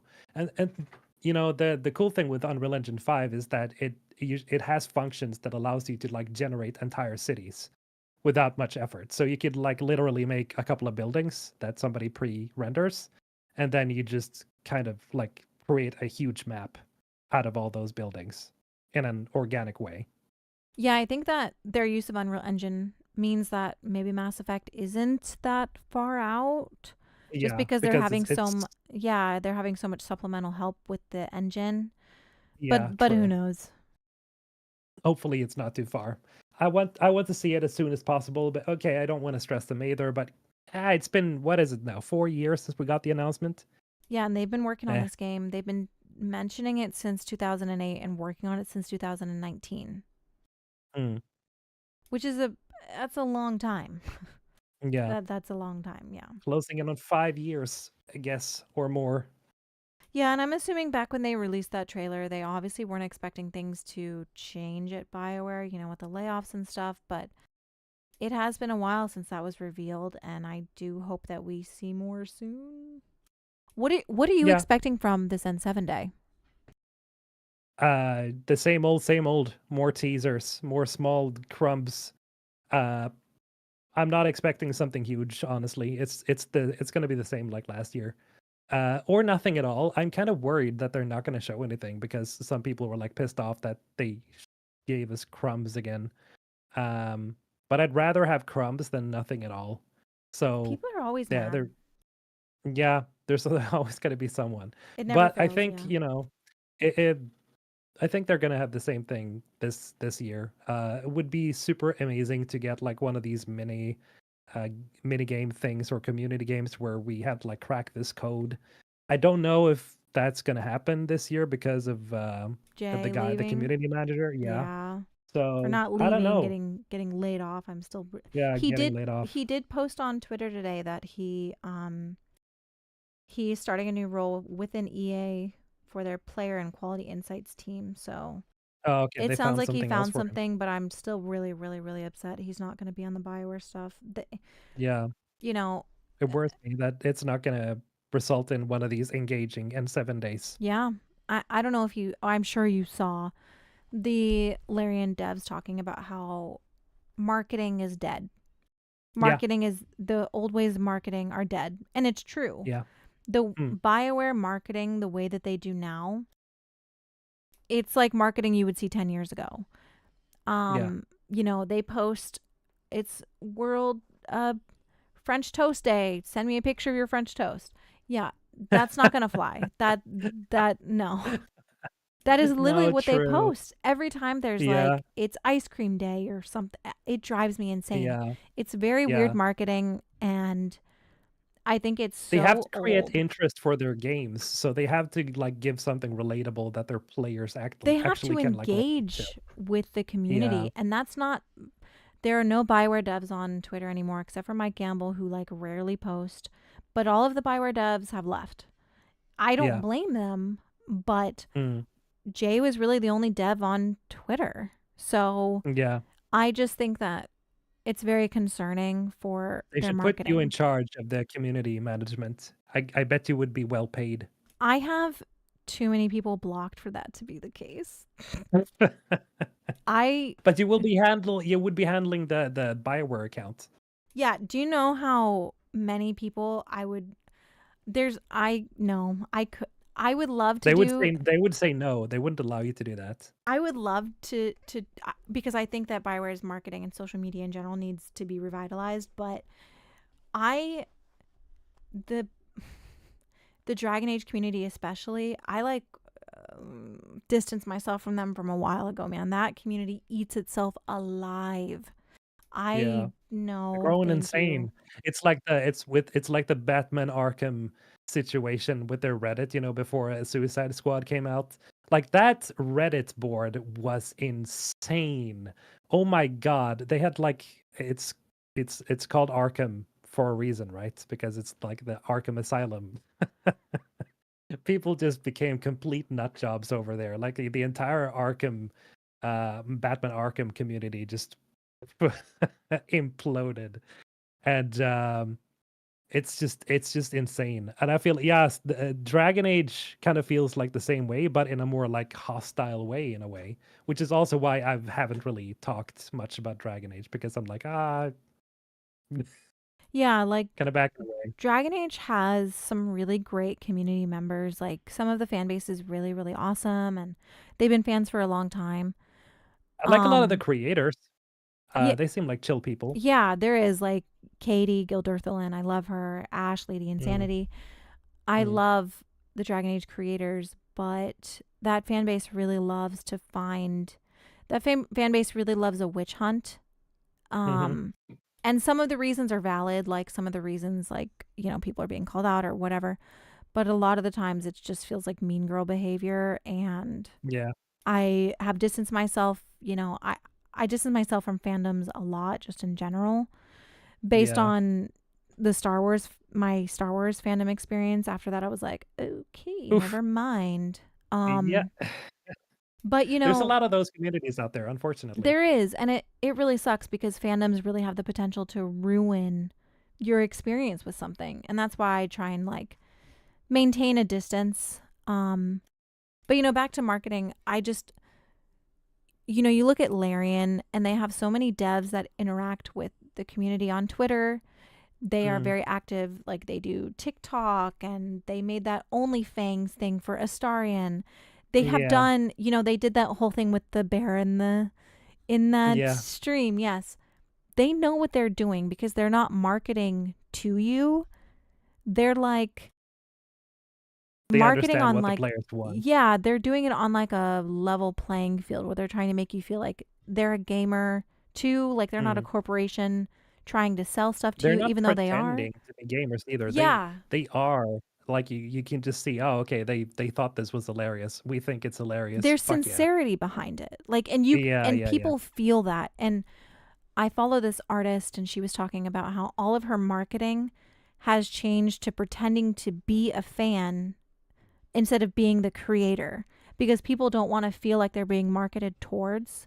People want to feel Mm, like it's a fan that they're relating to that experience, so that makes them feel inclined like, oh, I want to experience that too, not like, hey, you need to buy this product.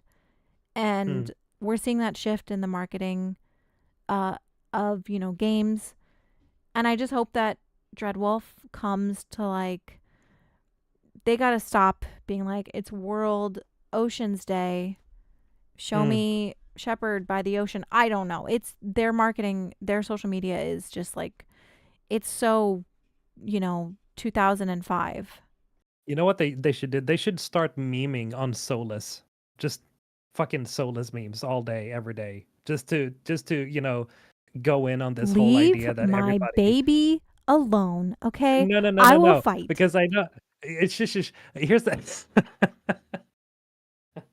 sorry. But Solus, like anytime they've marketed Dreadwolf, it's always been fucking Solus. Like I like the guy, but at some point I was like, okay, can we stop getting like teasers of this bald-headed dude? Can we please get something else? I think they should just start memeing on that idea because a lot of people feel the same way that okay, we haven't can we stop seeing Solus at a point like the egghead, please? But I think they should keep doing that, but go stronger on it and show that they're aware of it. I think that would be hilarious. See, Uh, but okay, see, I agree with you, but the Dragon Age fandom would not allow that. you The don't think Dragon so? Age, no. The Dragon Age fandom, which shares a lot of overlap with the Baldur's Gate 3 fandom now, because a lot of those were Dragon Age fans that moved over to Baldur's Gate, Mm, they are very reactive in how precious their fictional characters are. yeah. Like, I know that the writer for Gale like said something very mundane and people were like, "How dare you mistreat my Gale?" And it was Uh, insane. She had to make like a statement on it. It was insane. And then Halson, Dave, the actor behind it, was like, I'm not going to censor my content because there's children on here, and like 18, I mean, 18 and younger Puritans were on there like, how dare you share adult content? Anyways, fandoms are very toxic, they and are. Dragon Age has a very sensitive fan base. Mm. Um, so I think if you were to start memeing on Solus, I think they would get backlash. Even Oh if it's man, I would silly, have loved to see that. um, even if it's silly. But also I leave my baby girl alone, okay? no That no no no no that's no no no my no like no that's my no ride or die. He can do no wrong. no. Solus, Solus the soulless. I No. got so at him at the end of I'm not gonna spoil, but man, I don't like that guy. I I don't like love him. him I so romanced much. him, right? I was like, fuck that guy. Fuck you. You romanced him? Yeah. So I was pissed, bro. I was like, Oh, you see, I oof. I had romanced so him and I love that storyline. I love oh my that. it's a good storyline, don't get me wrong. I like it, but he gotta go. Dude, he dead to me. He bitch. No, I will ride or die. Actually, let me join him. I'll Okay. I'll help him. Okay. Nah, he a bitch. He a bitch. He betrayed me. I don't like him. So yeah, I'm just gonna leave it at that. I'm a healthy individual. We will see what No, happens in Dread Wolf. yeah, okay, fine, it's fine. But I feel very strongly about that how that ended. Actually, You believe it played or not. Trespasser, yeah? Yep. Yeah, see, Trespasser was like, that was like, I was like, holy shit, this is amazing. And I fell so in love with that world. And Jay actually on Twitter was like, if you like Dragon Age, you should play Mass Effect. And I was like, Mm. I don't like shooters. I don't know. And he was like, do it. Well, so that's what got you into it. Yeah. Ah, And he was the cool. one. Yeah. That's why yeah. But Jay was like, no, you should play it. And I was like, okay.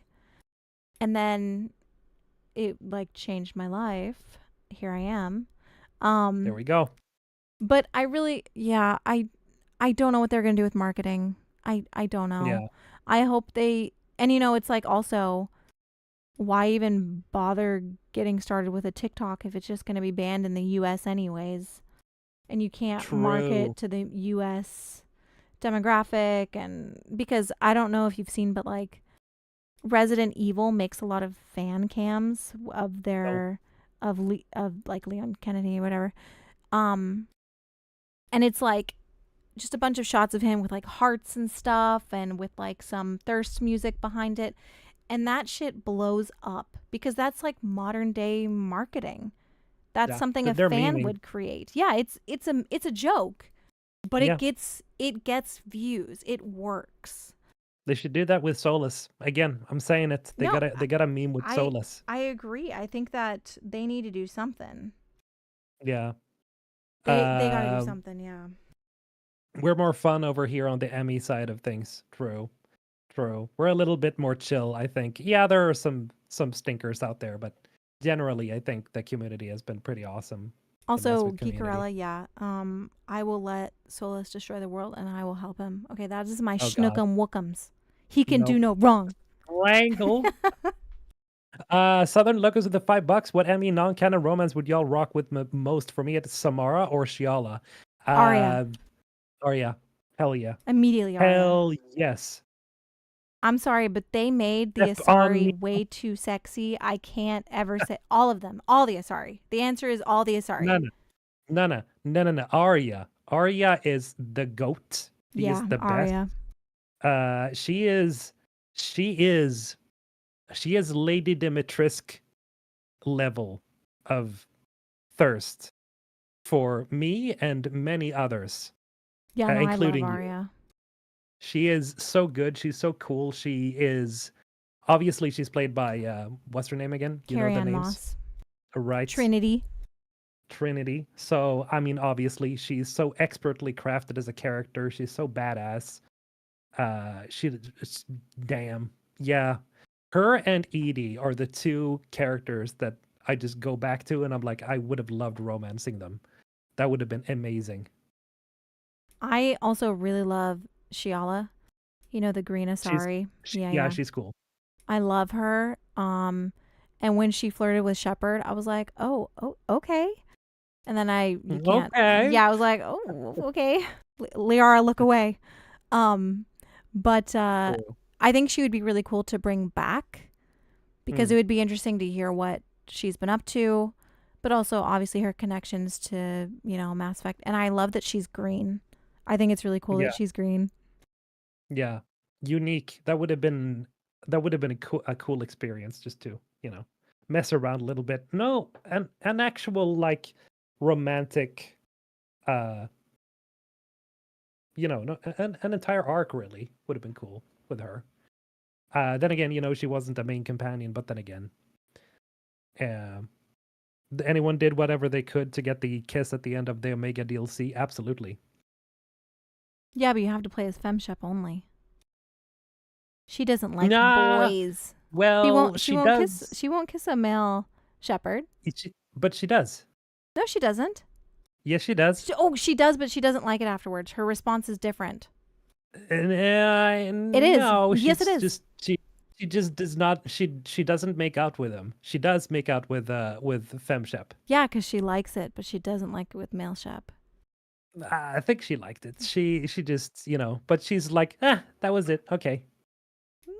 But she does enjoy it more with FemShep for sure. I It's mean, who obvious. wouldn't look at her? I mean, come on. Come on. Come on, don't do my boy dirty. I'm sorry, I'm a Don't FemShep ride or die. come But on, man. I love male shep too. Okay, you can. She liked it. Default Sure, she male liked Shep it. is like the ultimate male model. He is the standard, right? Come on, he's the gold standard. So is FemShep as well, but come on. Default Shep. What do you call him again? What's the Bro model's shep. name? No, Oh, yeah, Bro Shep. Yeah, bro shep. Mark Vanderloo, right? Oh yeah, his Shep model, Lou. right? Yeah. Yeah, Shep Lou. There we go. God damn that man. It's so crazy that Um, that guy's appearance has been so iconic, and he like has no relevancy outside of anything. Like he wasn't he didn't want to involved play in. it. Yeah. Nothing. No. He's just like, why are you always talking about me being in this weird game? And he's like European as well. So it's like, it's a little like strange thing to, put his face together with his voice. Whenever you see him, it's like, oh, Shepard, hi. It's like, oh, wait. Oh, okay. You don't sound like Shepard. Um, a Janet Glasper with $2. I need Shiala in my life bad. True. Same. I love her. I Yeah. I hope she returns. Plus, she can live forever. So Southern Lucas, I made the whole chat bring out their inner simp. Mission accomplished. Nice. nice. Good job. Calla, I gotta go. I haven't eaten any Oh food. shit! I did not realize it's been 3 hours. I gotta go It's anyways. been They're 3 hours. with my fence. Oh, we can't hear anything, so Oh, that's okay, fine. good. I think they're gonna start hammering though. They got to put the post in there, so it's Alright. about to get loud. But thanks for doing this. I know there's not a Thank ton you. to talk about right now. It's just fun to mess around. Yeah, it's Hope you just fun guys to hang enjoyed out. this. Just to hang out. And thank you to for all the donations to Calla here, all the memberships and stuff. It's really supportive. It's nice seeing you guys being supportive to Calla. Just as like a lot of you guys have been supportive to me as well. Keep liking the stream afterwards and commenting and all that good stuff. And remember to be respectful. Okay. Yeah, and obviously, if you don't follow MRHulthen, make sure you go follow him. But also, Me. Come on. yeah, go follow him. But also follow Paragon7. She's in the chat. I linked her thing Right. earlier. Let me link it I again. haven't really engaged much with Paragon or any other. Like it's you and Dan so far. We'll see how that goes in the future. Well, for N7 Day, I think for N7 Day this year, I want to do like a community event. Right. So I want to have, I think I'm going to have everybody fill out like a bingo card of things that they expect for the day, and like whoever gets the most right can win something. And I want to do like 2 streams throughout the day and kind of interchange the content creators that are on, so that everybody can kind of have like a chance to come and hang out and talk for maybe like an hour or two. Because last year I had, I think, like 5 people on, and we all just kind of hung out for a bit, and it was really cool because it was during all the reveals. So I'd like to do something like that again, but more like throughout the entire day. And then I want to do like some giveaways and like a trivia thing. I wanted to invite, Sam from the Mass Effect Lorecast. I wanted to invite him on and do like a trivia contest, just things for the community, just because number one, with Jay being gone, I don't know what this year's N7 Day is going to look like. Also, I think it would just be really cool to be able to do more for the community. Creator reaction to the whole teaser would be cool. Just to do I it think all that would be so together. cool. Wouldn't that be amazing? I think that would be so cool. Super cool. And they usually start the reveals at like 9 a.m. So I was thinking, have a set of people on for like between like 9 and 11, and then maybe another set on between like 11 and 1, or something like that, to kind of have. That's a lot of work. It is a lot of work. Yeah, it is a lot of work, but last year was really fun. And if they do something like that again, I think it would just be cool to have more engagement with the fandom and just do a little something for everybody, like give away some of my stickers or pins or something, that, all my Mass Effect stuff. Nice. So yeah, that's what I'm hoping to do. We'll see when the time comes. But that's nice. Hopefully the plan. Nice. I'll hold you to that. No, I'm kidding. I will make sure that you and Paragon are there for sure. Nice. Cool. Glad to hear it. Well, thank you everybody for checking in again, and see you next time. Yeah, I'll probably be streaming sometime this week. I'll let you guys know. Yeah, thank you everybody for watching. Make sure to check out his stream when he breaks down, or when he does his react to Paragon 7's video, because it's very good. So make sure to check that out. Nice. All right. See you guys. Thanks for watching. Bye-bye. Oh, I can use my outro thing that I finally remember. Yay, I finally remembered to use it. Oh, wait, they can hear me. Fuck.